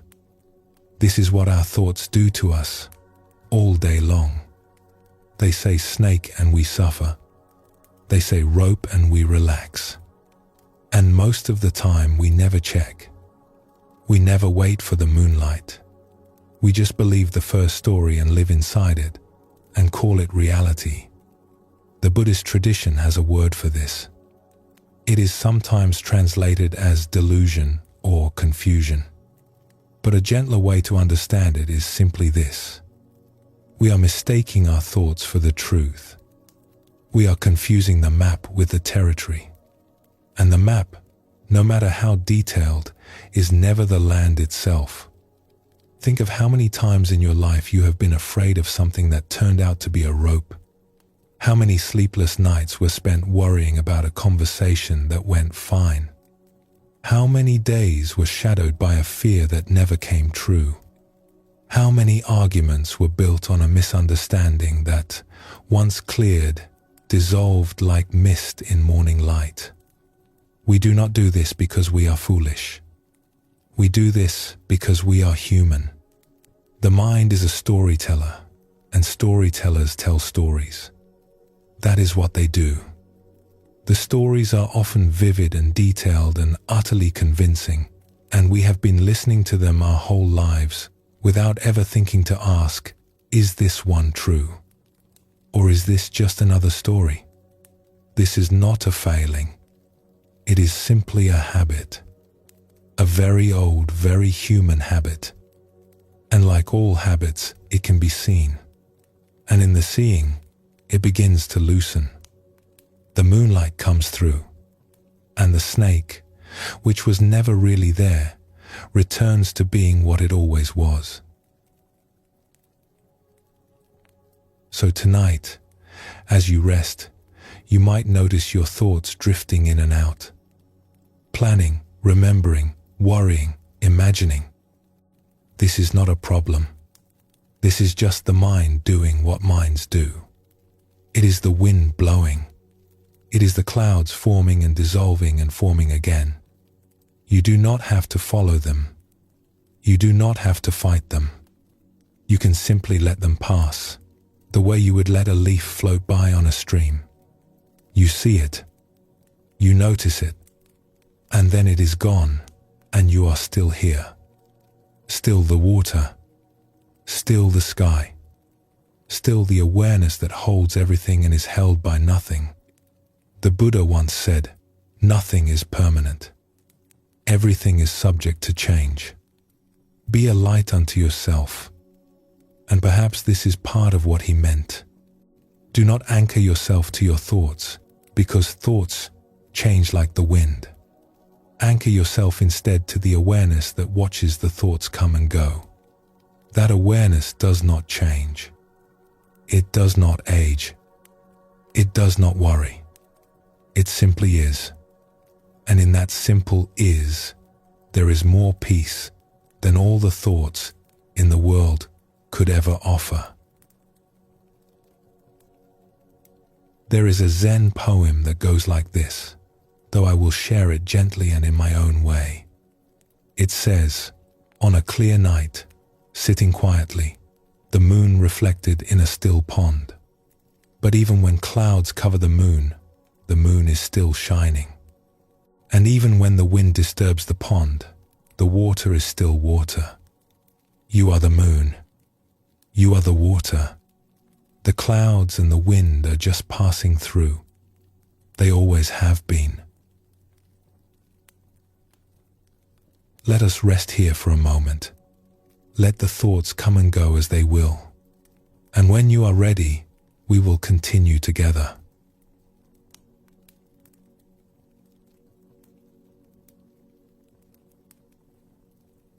There is a story, a very old one, about a prisoner. He had been locked in a cell for what felt like a very long time. The cell was small and dim, with stone walls that held the cold in their bones, even in summer. A thin window high up let in a single bar of light that moved across the floor as the hours passed, and that bar of light was the only clock he had. He wanted nothing more than to be free. He could hear birds outside. He could smell bread baking somewhere beyond the walls. He could feel, in his chest, the ache of a life he was not living. Every day, he threw himself against the door. He kicked it. He pounded on it with his fists until his knuckles were raw. He rammed it with his shoulder until his whole side was bruised and burning. He tried running at it. He tried wedging things under it. He tried everything he could think of, and the door held fast.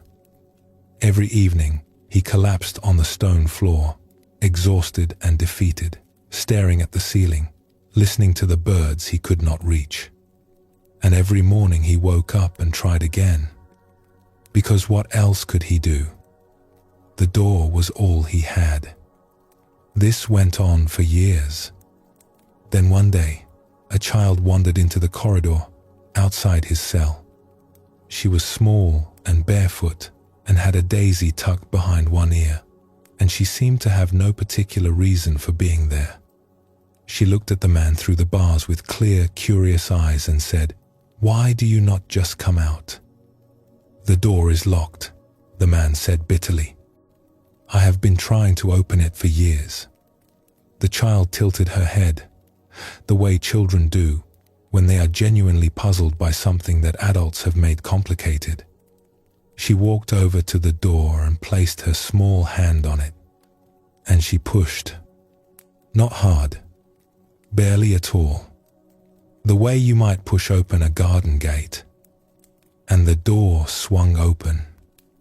Inward. It had never been locked. It opened inward, easily, silently. And all those years, he had been pushing it the wrong way. This story has stayed with me because it points to something so simple and so easy to overlook. Sometimes the very thing that is keeping us stuck is not the problem we think it is. It is our approach to the problem, our angle, our attitude. We push and push and push, exhausting ourselves, never thinking to try the other direction. And when it comes to our habits, our patterns, the things we wish we could let go of, this may be the most important thing we ever learn. The door opens inward, and pushing harder will never work. What does it mean for the door to open inward? It means this. For most of our lives, when we encounter a habit we do not like, we approach it as something to be conquered. We declare war on it. We arm ourselves with willpower and discipline and determination, and we march into battle. We say, "I will not do this anymore. I will stop. I will be stronger than this." And sometimes, for a little while, it works. We white-knuckle our way through a day, a week, a month. We feel proud. We feel strong. We feel like we are winning. But the habit has not gone anywhere. It is waiting, patiently, just behind the door. It has not changed. It has not healed. It has simply been held at bay by force, the way you might hold a door shut with your body while something presses from the other side.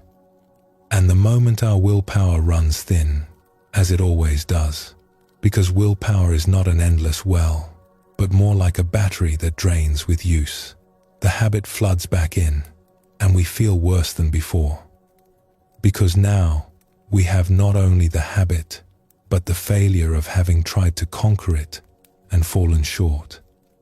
And that failure feeds something even heavier than the habit itself. It feeds the belief that we are weak, that something is wrong with us, that everyone else seems to manage just fine and we are the only ones who cannot. This is such a painful cycle, and it is so common. Nearly everyone who has ever struggled with a habit knows this loop. Try, fail, blame yourself, try harder, fail again. Blame yourself more. Each lap around the track leaves you more tired and more convinced that you are the problem. The Buddha saw this very clearly, thousands of years ago. He spoke of a middle way, not the way of harsh control, not the way of giving up entirely, but something in between, something gentler, something wiser. Before he found this middle way, he had tried the path of extreme discipline, denying himself food and comfort, pushing his body to its limits, trying to overcome his own nature by sheer force. And it did not work. He grew thin and tired, but no closer to peace. What he discovered, sitting quietly beneath a tree on a cool evening, was something else entirely. Not that the answer was to try harder, but that the answer was to see more clearly, to bring a different quality of attention to the struggle itself, not the attention of a warrior, the attention of a healer. And that seeing begins with a shift in how we relate to the very thing we are struggling with. Let us explore what this shift looks like. There is a story about a young woman who loved to make pottery. She had a small studio in the back of her home, and she spent hours there, shaping bowls and vases from wet clay. She was good at it. Her hands knew the clay the way a musician's hands know their instrument. People admired her work, but she had one problem. Whenever she sat down at the wheel, a voice inside her would start up. This one will not be as good as the last one. The glaze will be uneven. The shape will be off. Everyone will see that you are not as talented as they think. She knew this voice well. It had been with her for as long as she could remember. It followed her into every part of her life, not just the studio. It whispered when she spoke in a group. It muttered when she looked in the mirror. It hummed quietly in the background of even her happiest moments, like a low, persistent note that colored everything. She had tried everything to silence it. She had argued with it. She had told herself it was wrong. She had filled notebooks with affirmations, writing the opposite of everything the voice said.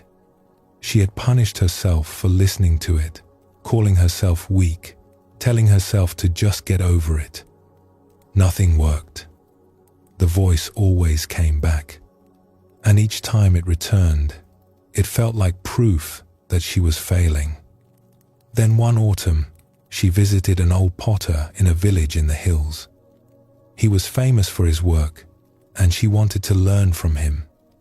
She arrived at his studio expecting to talk about technique, about glazes and firing temperatures and the right kind of clay.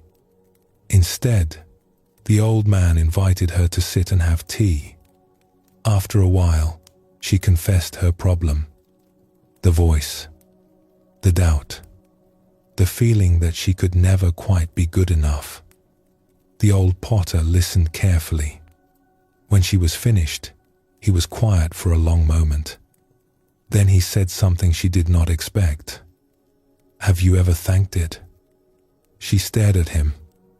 "Thanked it? Why would I thank the thing that makes me miserable?" "Because it is trying to protect you," he said simply. "It does not want you to be hurt. It does not want you to fail in front of others.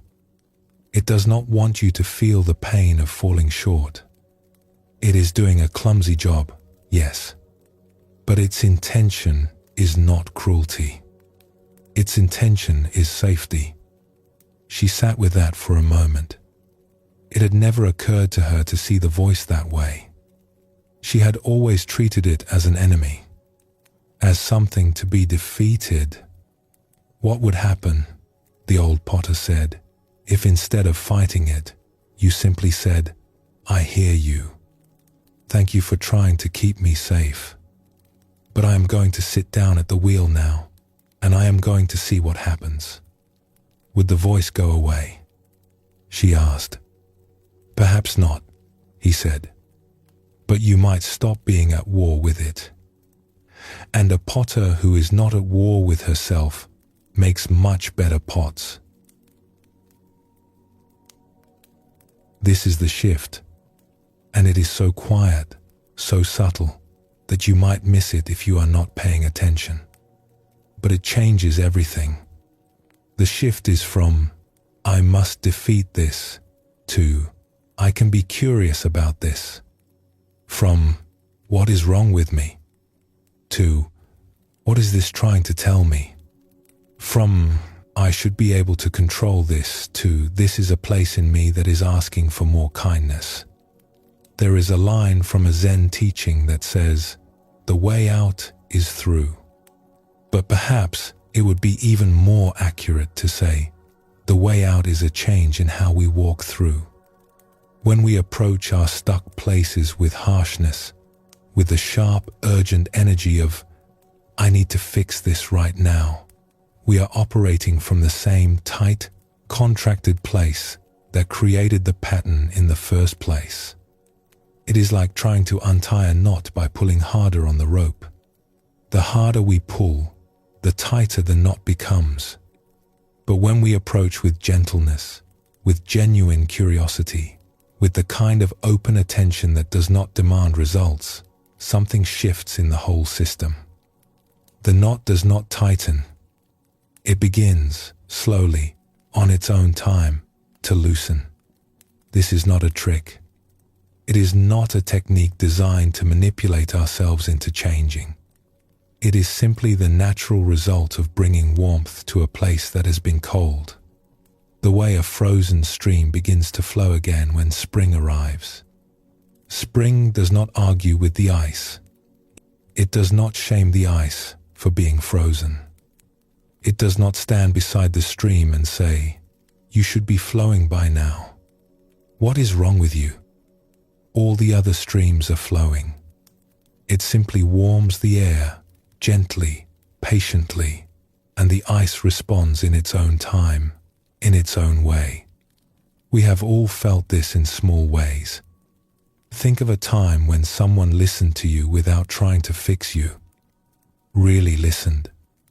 Not offering advice. Not rushing to solutions. Just being with you in whatever you were feeling. Do you remember what happened inside you? Something softened, did it not? Something unclenched. Not because they solved your problem, but because you felt met. You felt held. You felt that someone was present with you in the difficulty, and that presence itself was the warmth. This is what we are learning to offer ourselves. Not a fix, not a cure, just presence, just warmth, just the willingness to sit beside our own frozen stream and say, "I am here. Take all the time you need." There is a teaching from an old Buddhist master that puts this beautifully.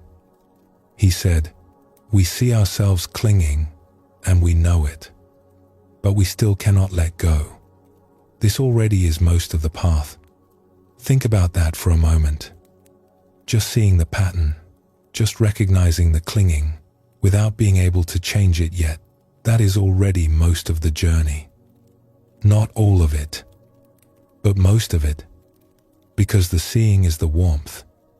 The seeing is the spring. And once the warmth is there, the melting has already begun, even if we cannot see it yet. This is such a kind teaching. It takes all the pressure off. You do not have to be able to let go right now. You just have to see. And the seeing, over time, in its own way, does the rest. It is like planting a seed. You place it in the soil. You water it. And then you wait. You do not dig it up every morning to check if it is growing. You do not yell at it for being slow. You do not compare it to the seed your neighbor planted. You trust the process. You trust the soil and the water and the sun and the ancient, patient intelligence of the seed itself, which has been growing things since long before any of us were here. And one morning, you walk outside, and there is a green shoot, tender and new, reaching toward the light. It was growing the whole time. You just could not see it yet. Your awareness is the water. Your kindness is the sun. And the seed is already planted. It has been planted your whole life. You do not need to force it. You just need to stop standing in its light. Let us return to the young potter for a moment. She went home from the old man's studio that autumn and sat down at her wheel. The light in her studio was soft and golden, the way autumn light is, and the air smelled of wet clay and the last of the season's rain.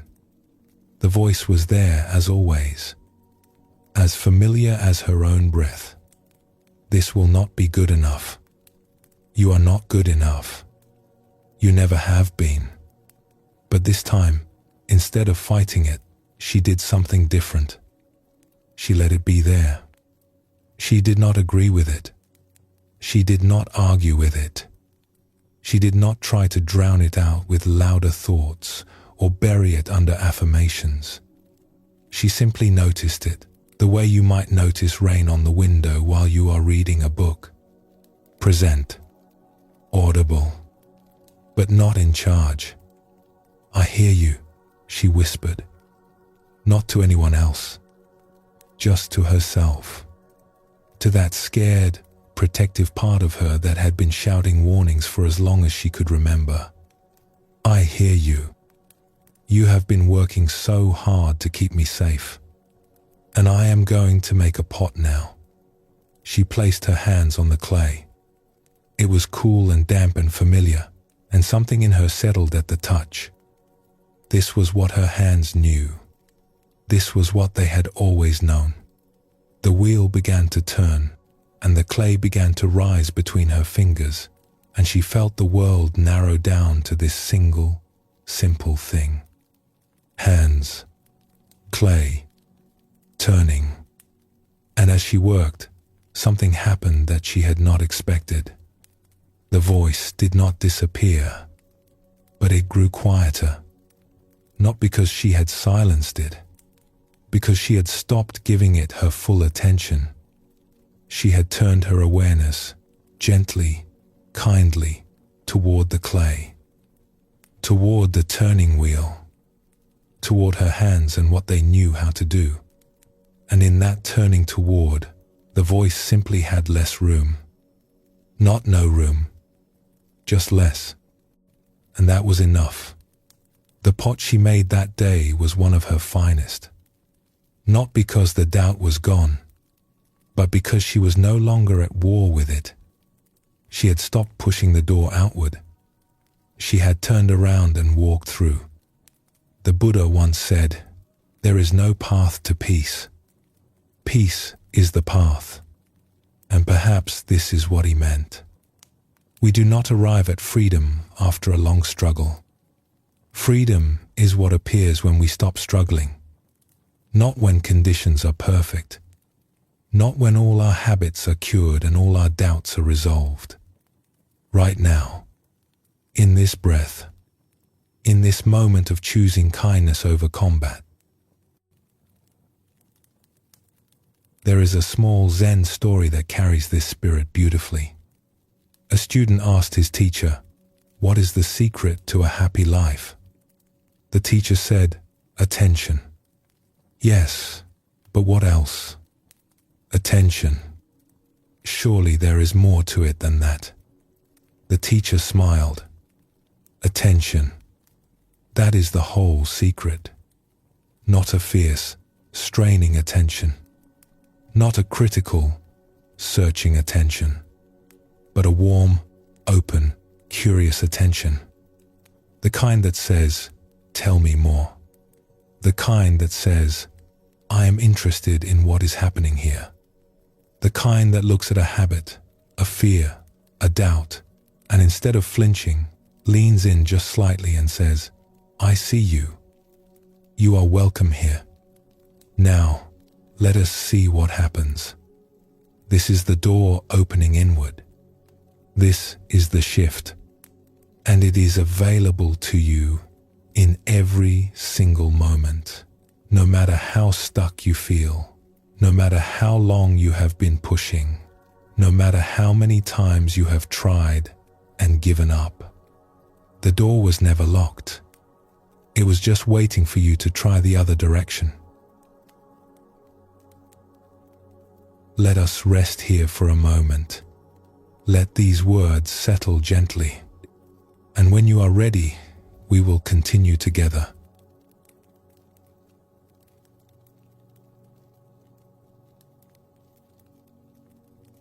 In the dry season, the earth cracks. If you have ever seen it, you know how it looks.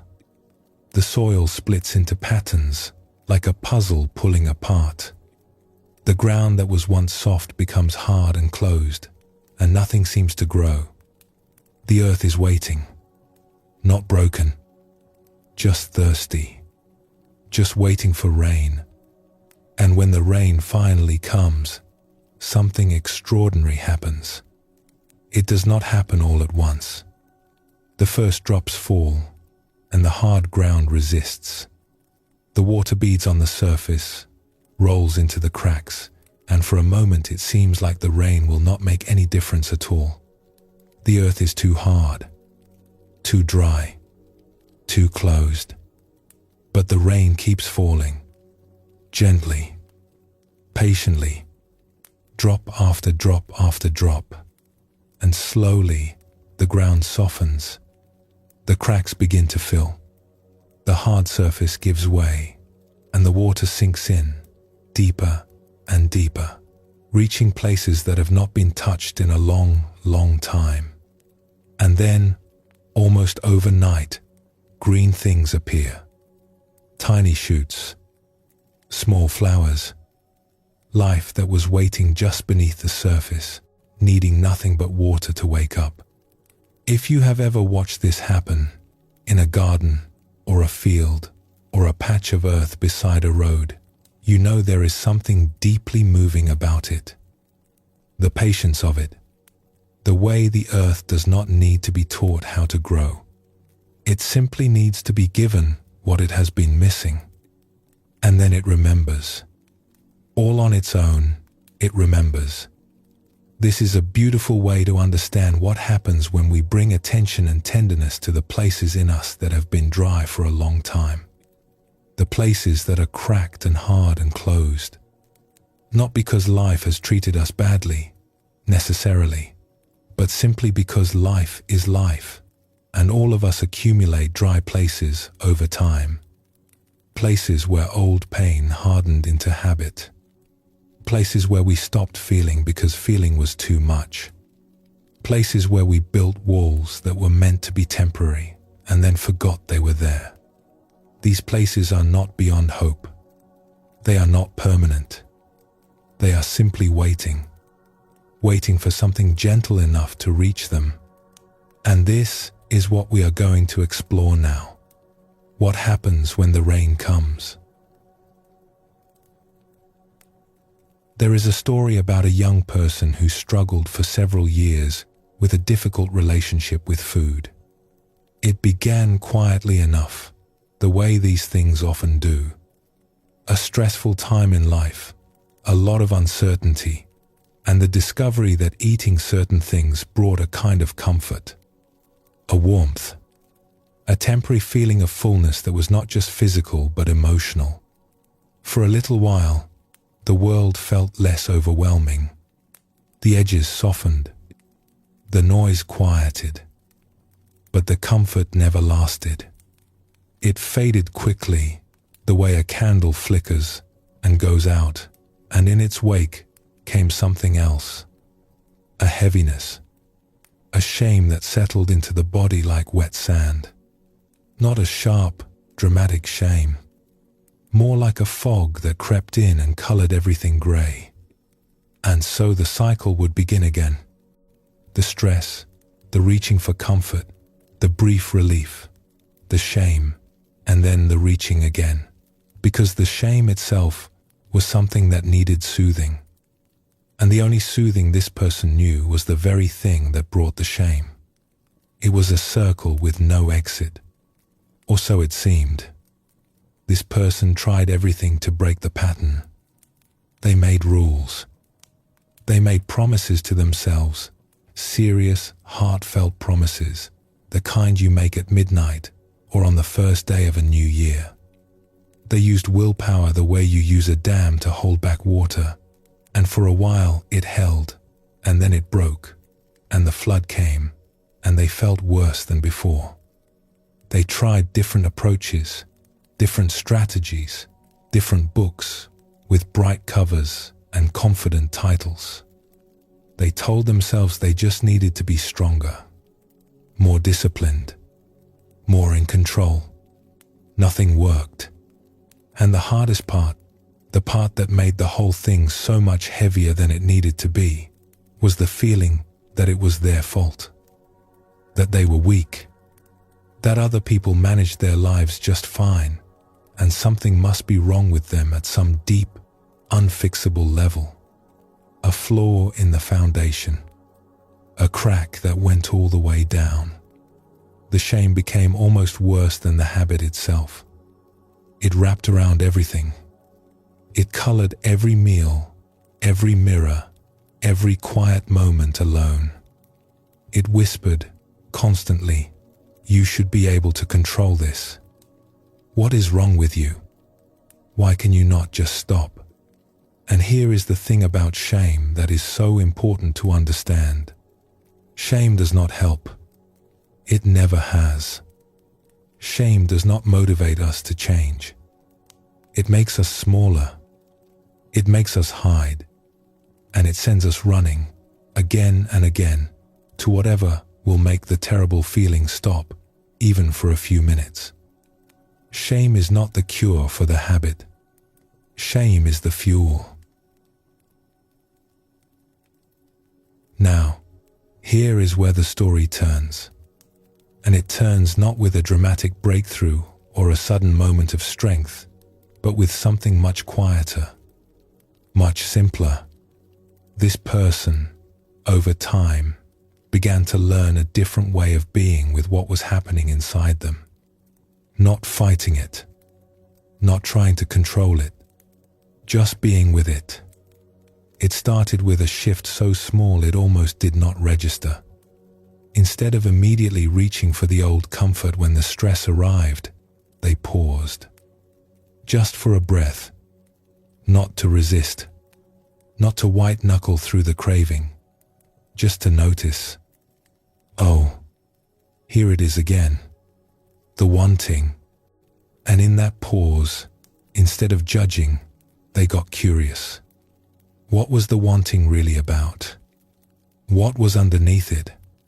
This is the beginning of something very simple and very powerful that the Buddhist tradition offers. It does not have a complicated name. Think of it as a way of being with difficult feelings, like a gentle rain falling on dry ground. It has 4 parts, and they flow naturally into each other, the way water flows downhill. The first is simply recognizing what is happening, naming it. Oh, this is craving, or this is anxiety, or this is sadness. Just saying what it is, the way you might say, it is raining. Not with judgment, not with alarm, just with the simple honesty of naming what is true. There is an old saying that if you can name something, it begins to lose its power over you. Not because the naming is magical, but because the naming means someone is watching, someone is home, and that changes the whole situation. The second is allowing it to be there. This is the part most of us find the hardest, because our whole lives we have been taught to fix things, to solve problems, to make bad feelings go away. But allowing means something radical. It means letting the feeling be there without doing anything about it. Not pushing it away, not pulling it closer, just letting it sit in the room with you, like a guest you did not invite, but who is here nonetheless.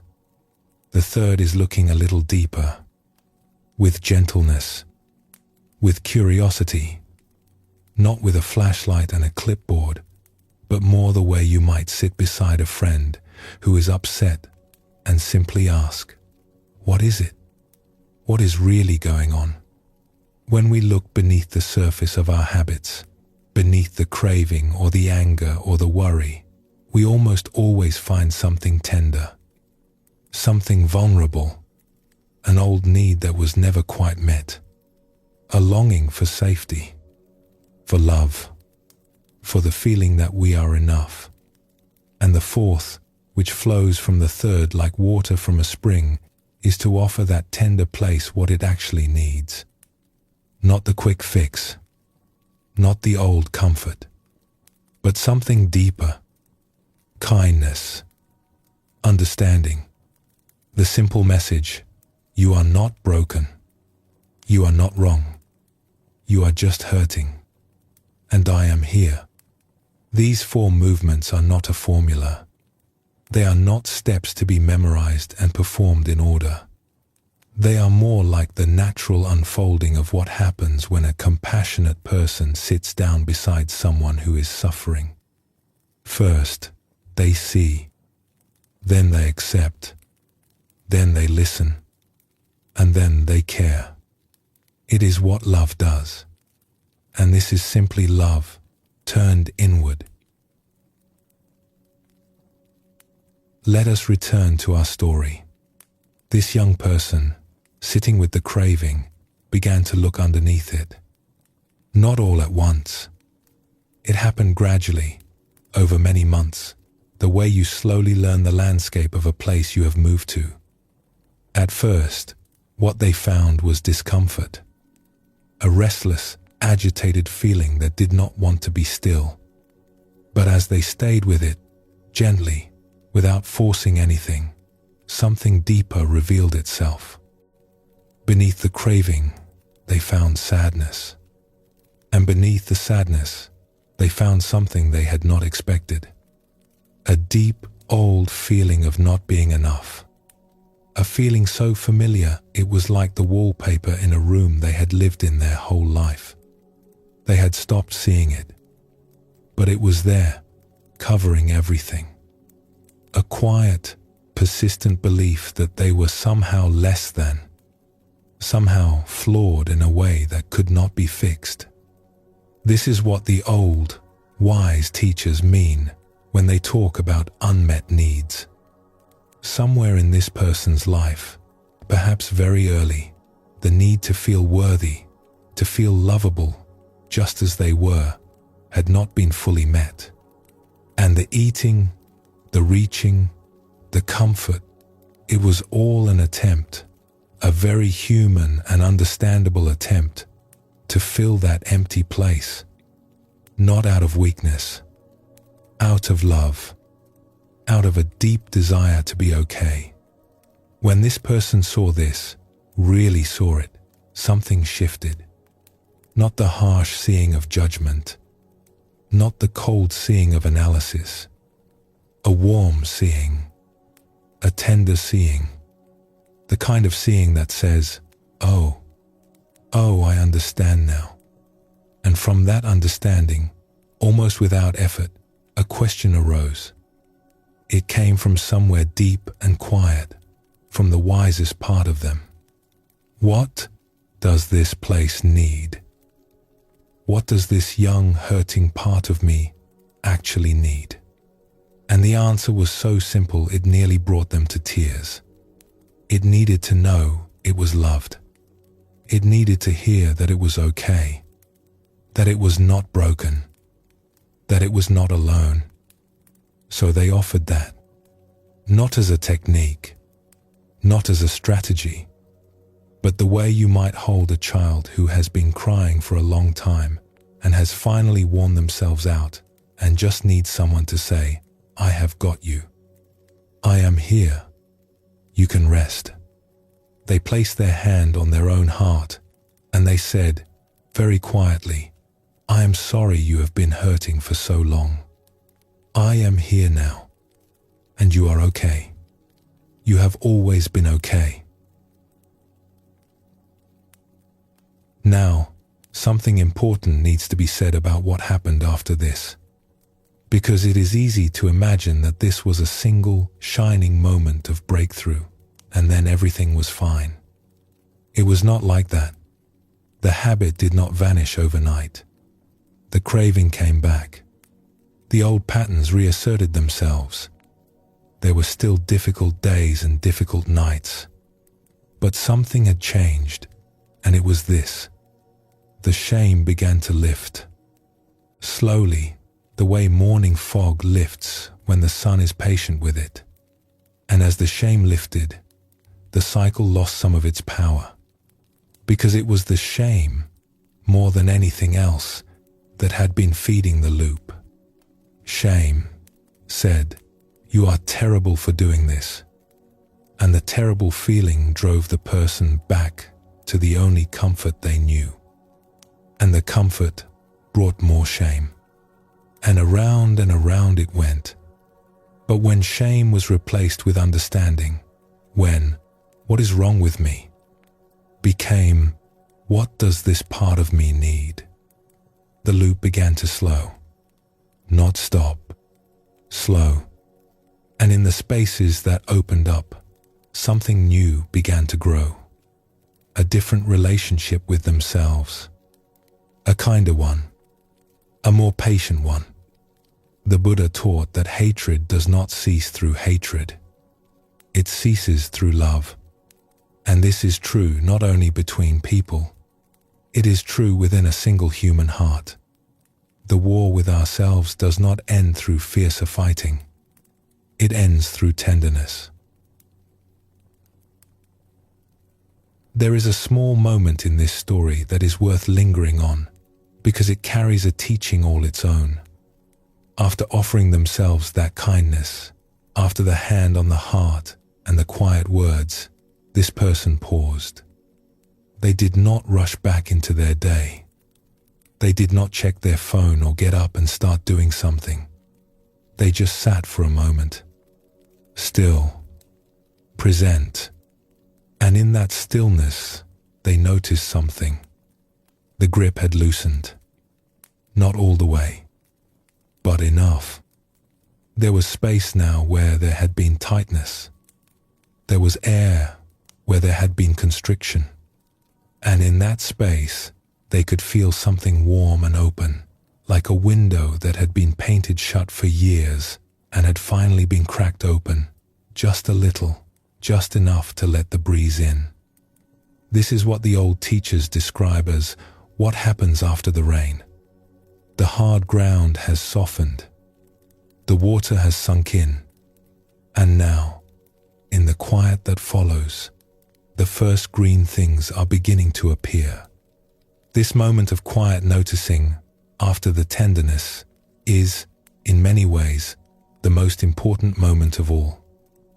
Because this is when we get a taste of who we are when we are not gripping, when the fist is open, when the war has paused. And what we find there is not emptiness. It is fullness, a warm, open awareness that does not need anything to be different than it is. A Buddhist teacher once described this by saying, "After the rain, everything blossoms." And that is exactly what it feels like blossoming, like the most natural thing in the world, like coming home to a room that has always been there, that was always warm and lit, that we had simply forgotten the way to. There is a small story in the Zen tradition about a monk who spent years searching for enlightenment. He traveled to distant monasteries. He studied with famous teachers. He sat in meditation until his legs ached and his back burned. He pushed and strived and worked with all his might. Then one spring morning, he was walking through a garden, not meditating, not trying, just walking. And he saw a peach tree in bloom. The blossoms were so perfect, so utterly themselves, so completely at ease in their own flowering, that something in him cracked open. Not from effort, from beauty, from the simple recognition that the tree was not trying to blossom. It was simply doing what it naturally did when the conditions were right. And he laughed. He laughed because he had been looking everywhere for something that was already happening. The blossoming was not something he had to achieve. It was something he had to stop preventing. This is what happens when we meet our difficult places with gentleness instead of force. We stop preventing our own natural flowering. We soften the ground. We let the rain in. And then we get out of the way. Let us explore one more small story, because it shows how this same gentle approach works even in the quick, ordinary moments of a day. There is a story about a woman who was learning to be more patient with her own anger. She had a good heart, everyone said so, but she had a quick temper, and it frightened her sometimes how fast the heat could rise. She would say something sharp to her children or snap at her partner over something small, and then spend the rest of the evening feeling terrible about it. The anger and the guilt chased each other in circles. One evening, she was cooking dinner. It had been a long day. The kitchen was warm and messy, and the children were loud, and she could feel the familiar heat building in her chest. One of the children knocked over a glass of water, and it spread across the counter and dripped onto the floor, and she felt the anger flare like a match struck in a dark room. But this time, she caught it. Not before it arrived. She was not that quick yet. But just after, she felt the heat, and she recognized it. Oh, she thought, here it is. The anger. She did not try to push it away. She did not scold herself for feeling it. She just stood there for a moment, a dish towel in her hand, water dripping on her feet, and she let the anger be there. She let it fill her chest and her throat and her clenched jaw.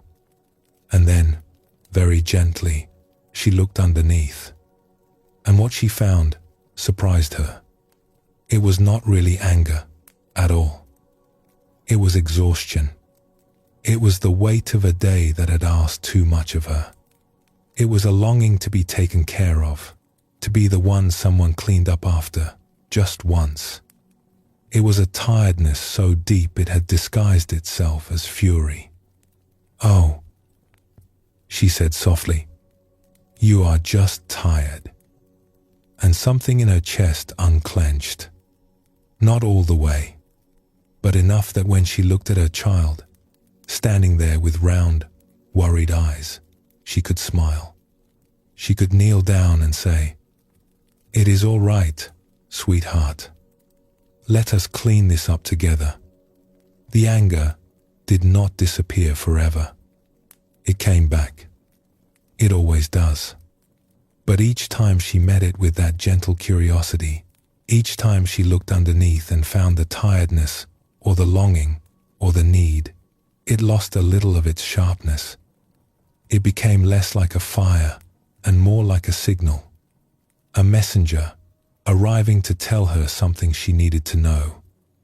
The Vietnamese Zen master Thich Nhat Hanh once said, "When we are angry, we are not usually angry for the reason we think." And this is so often true. The surface emotion is like the tip of something larger, and when we have the courage to look below the surface, gently, without judgment, we find something much more tender.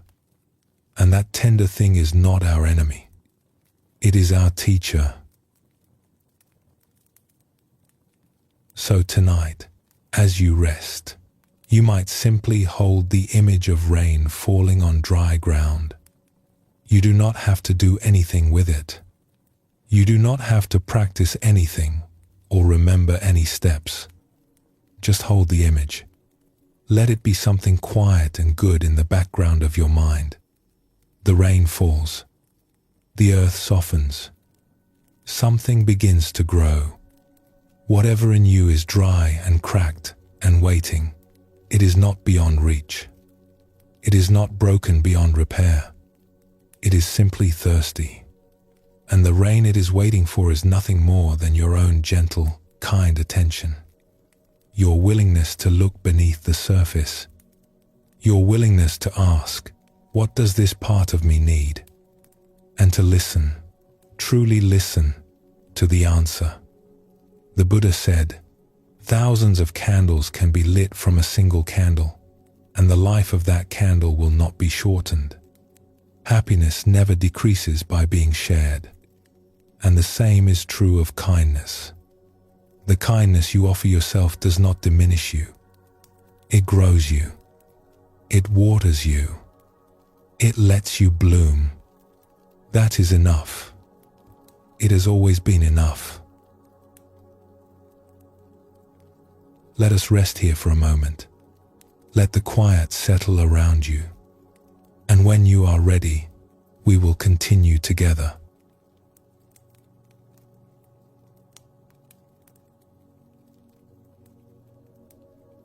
Sometimes, after all the learning and all the searching, the thing that finally changes us is the simplest thing in the world.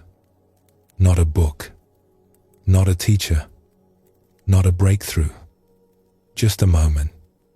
A single quiet moment when something inside us opens, the way a hand opens when it has been holding on for a very long time and finally forgets why. There is a story about a woman. We do not know much about her. We do not know her name, or where she lived, or what she did for a living. We only know what happened to her one day, and it is enough. She let go. She did not plan it. She did not mark a date on a calendar or announce it to anyone. She did not read one more book about how to do it, did not attend one more class, did not ask one more person for advice. She did not journal about it, or make a list of pros and cons, or promise herself that this time, it would be different. She just let go. She let go of the fear that had been sitting on her chest like a stone for as long as she could remember. Not a dramatic fear, not the fear of something sudden and terrible. The quiet, everyday fear. The fear that she was not keeping up. The fear that she would be found out. The fear that the people she loved would one day look at her and see what she saw when she looked in the mirror on her worst days. She let go of the judgments, the ones she had been making about herself, that she was too much of this and not enough of that, and the ones she had been making about everyone else, measuring and comparing and keeping a silent ledger that no one had asked her to keep. She let go of all the opinions that swirled around her head like leaves caught in a wind that never stopped blowing. Other people's opinions about how she should live. Her own opinions about how other people should live. Opinions about opinions. The whole spinning, chattering, exhausting swarm of them. She let go of the committee of indecision that lived inside her. All those voices arguing about the right thing to do, the safe thing to do, the smart thing to do, until she could not hear her own heart anymore beneath all the noise. The committee had been in session for years, and it had never once reached a conclusion, and she finally let it adjourn. She let go of all the right reasons, all the careful calculations about how to do things properly, all the plans and strategies and backup plans for the backup plans. She let go of needing to know how the story would end before she was willing to live it. She let go of the memories that held her back. Not the memories themselves, which were part of her and always would be, but the grip of them. The way certain memories had become chains rather than stories. She let the chains fall and kept the stories, and the stories, unchained, became lighter than she ever imagined. She let go of the planning and the calculating and the constant, wearying effort of trying to do everything right. She did not promise to let go. She did not write the date in her calendar. She made no public announcement. She just let go. And she did this wholly, completely, without hesitation or worry. The way a tree drops a leaf in autumn. Not because the tree has decided to. Not because the tree has worked through its feelings about the leaf. But because the season has turned, and the letting go is simply what happens next. There is something in this story that touches a very deep place in us.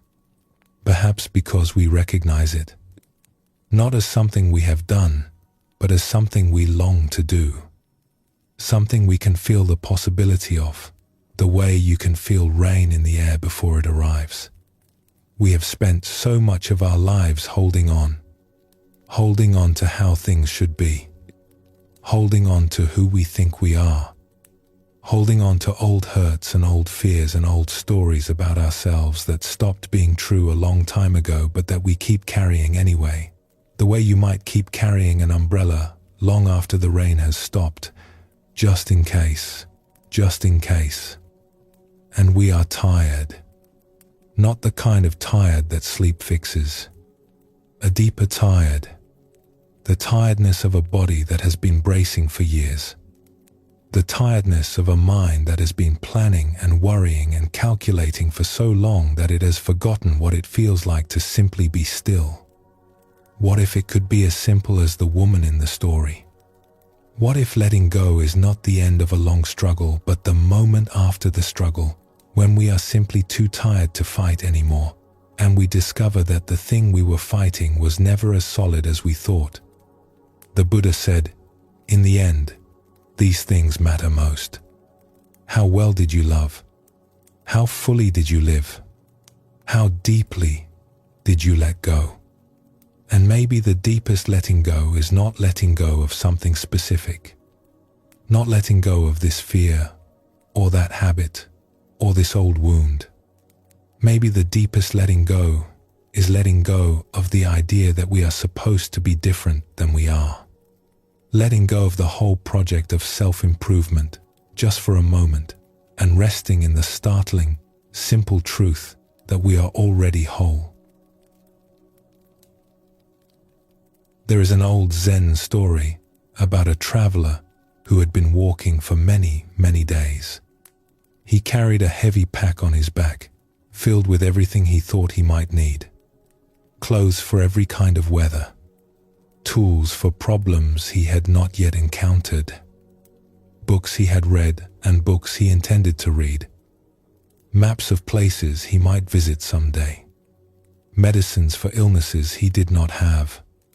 And gifts, many gifts, things people had given him along the way that he could not bring himself to leave behind, because leaving them behind felt like leaving behind the people who had given them. The pack grew heavier with every mile. His shoulders ached. His back bent forward under the weight. He walked more slowly each day, and some days he barely walked at all, just sat by the road, resting, staring at the pack, wondering how he had accumulated so much. But he kept going, because he believed that he needed everything in it. That, without this particular tool or that particular book, he would be unprepared. That the world would present him with a situation he could not handle, and he would reach for the thing he needed and find it gone. One evening, he came to a river. It was wide and calm, and the water caught the last of the light, so that the whole surface shimmered like something alive. On the other side, he could see a meadow full of wildflowers, golden and purple and white, bending gently in a breeze that carried the smell of warm grass. A small boat was tied to the bank, but the boat was very small, and the pack was very heavy, and he could see right away that he could not take both. He stood there for a long time. The light changed. The shadows grew longer. The flowers on the other side swayed in a breeze he could not feel from where he stood. A bird sang a song he almost recognized, something from his childhood perhaps, some half-remembered melody that made his throat ache. An old woman was sitting nearby, mending a net. She had been watching him. "That is a heavy pack," she said. "It is," he agreed. "What is in it?" He started to explain, but the list was so long and so tangled that he stopped halfway through and just shook his head. "Everything," he said. "Everything I might need." The old woman nodded. "And has it made the walking easy?" He looked at her. He looked at the pack. He looked at the river and the meadow on the other side and the little boat that could carry him there if only he were light enough. And then, very slowly, he set the pack down. He did not sort through it. He did not take out the important things and leave the rest. He set the whole thing down, all of it, right there on the bank. And he stepped into the boat. The boat was so light without the pack that it nearly flew across the water. The air on the river was cool and sweet, and the current carried him gently, and for the first time in longer than he could remember, he was not working. He was just moving, carried. When he reached the other side and stepped into the meadow, he stood for a moment, feeling the grass under his bare feet and the breeze on his face and the immense, dizzying freedom of having nothing on his back. And he realized something that made him laugh out loud. He could not remember what was in the pack. He could not remember a single thing. Whatever it had held, it was not his anymore. And he was lighter than he had been in years. This is what letting go feels like when it finally happens. Not loss. Not sacrifice. Not giving something up. Lightness. The astonishing lightness of setting down what we never needed to carry. Now, there is something important to understand about the woman in our story. She did not let go because she figured everything out. She did not let go because she had finally achieved the right state of mind, or reached some elevated spiritual level, or meditated for the right number of hours. She let go because she was ready. And readiness is not something we can manufacture. It is something that ripens, the way fruit ripens, slowly, invisibly, and then all at once. You cannot rush the ripening. You cannot stand beneath the tree and demand that the apple fall. But you can do what the tree does. You can keep your roots in the soil. You can keep turning toward the light. You can keep drawing water up from the deep places. And you can trust that the fruit knows when it is time. Everything we have been exploring tonight, the noticing, the gentleness, the willingness to look underneath our habits and meet what we find there with kindness, all of it is part of the ripening. Every moment of awareness, no matter how small. Every breath of self-compassion, no matter how brief. Every time we catch ourselves clenching and simply notice, without judgment, oh, there I go again. All of it is the fruit growing heavier on the branch. All of it matters, even when it does not feel like it. Especially when it does not feel like it. And then one day, without drama, without fanfare, without anyone watching, the fruit falls. There was no effort. There was no struggle. It was not good and it was not bad. It was what it was. And it is just that. A great Zen master once said, "If you let go a little, you will have a little peace. If you let go a lot, you will have a lot of peace. If you let go completely, you will have complete peace." This is not a demand. It is a promise. A gentle, patient promise that says, whenever you are ready, peace is here. It has always been here.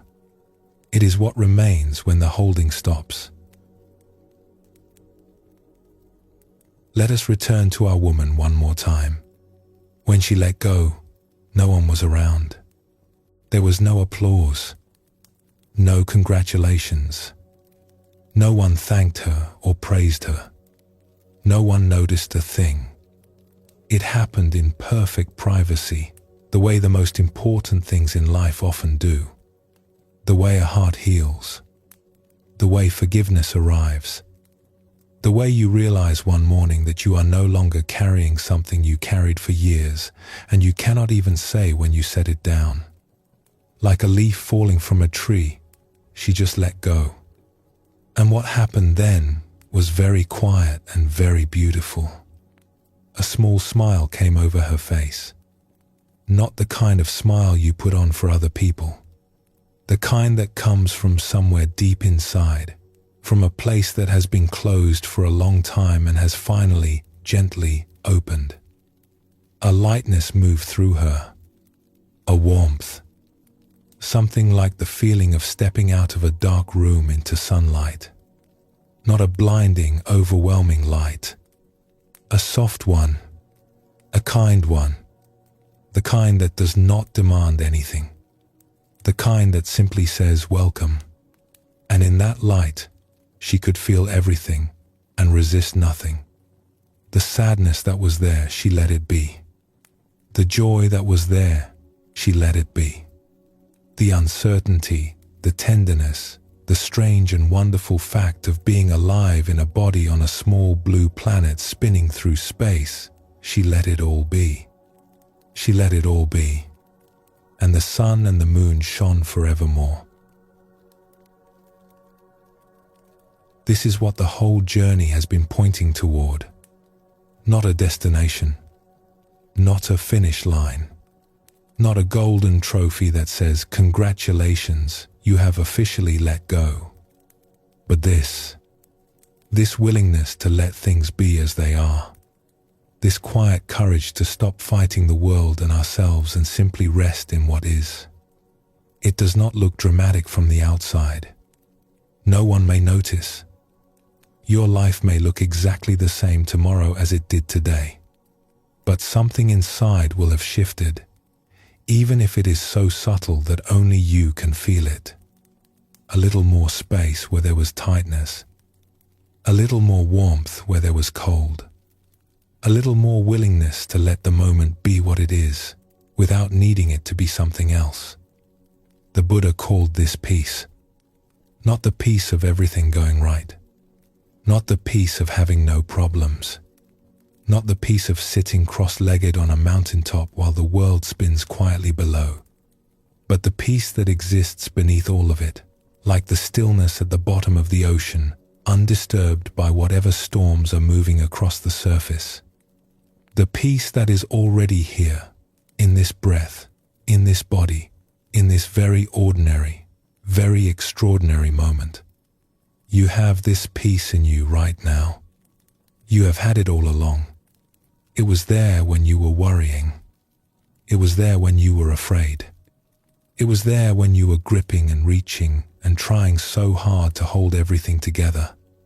It was there underneath, patient and quiet and vast, the way the earth is patient beneath the snow, waiting for you to stop long enough to notice. You do not have to create it. You do not have to earn it. You only have to let yourself rest in it. The way you would rest in a warm bath at the end of a long day. The way you would rest in the arms of someone who loves you completely and asks nothing in return. The way the earth rests when winter comes, still and deep, trusting that spring will follow, because it always has. There is a teaching that says we are always already free. That freedom is not something we move toward. It is something we remember. Like a dreamer who wakes up and realizes they were safe in bed the whole time. The dream was vivid. The dream was convincing. The dream may even have been beautiful in places, or frightening, or strange. But it was always a dream. And the bed was always there, warm and steady and holding you. Tonight, if only for this moment, you can rest in that bed. You can let the dreams be dreams. You can let the stories be stories. You can let the fears and the habits and the old familiar patterns be exactly what they are. Clouds in a vast sky. Waves on a deep ocean. Leaves falling from an ancient tree, spinning slowly in the golden light, finding their way to the ground, in their own time, in their own way. They are not you. They never were. You are the sky. You are the ocean. You are the vast, open awareness in which all of it arises and passes and arises again. And that awareness is not cold or empty. It is made of something very warm and very kind. Call it awareness. Call it love. Call it the part of you that has been listening to these words tonight, and quietly, without effort, without trying, understanding. There is a final Zen story that seems right for this moment. A student asked a master, "What is the meaning of it all?" And the master said, "Have you eaten your supper?" "Yes," the student said. "Then wash your bowl. That is all. No grand revelation. No fireworks. Just this. Just the next simple, ordinary, beautiful thing. Wash your bowl. Feel the warm water. Notice the light on the soap bubbles. Be here. Be kind. Let go. And when there is nothing left to hold and nothing left to fight, what remains is not emptiness. It is fullness. The fullness of a life lived with open hands and an open heart. The fullness of a breath taken without worry. The fullness of a leaf that knows exactly how to fall. Let us rest here now. Let everything settle, like snow falling on still water. Let the words fade gently, the way the last light of evening fades, not with a sharp edge, but with a slow, golden softening. And when you are ready, we will close this journey together.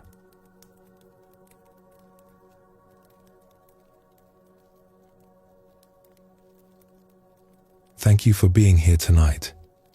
Thank you for listening, for resting, for allowing these words and stories to wash over you.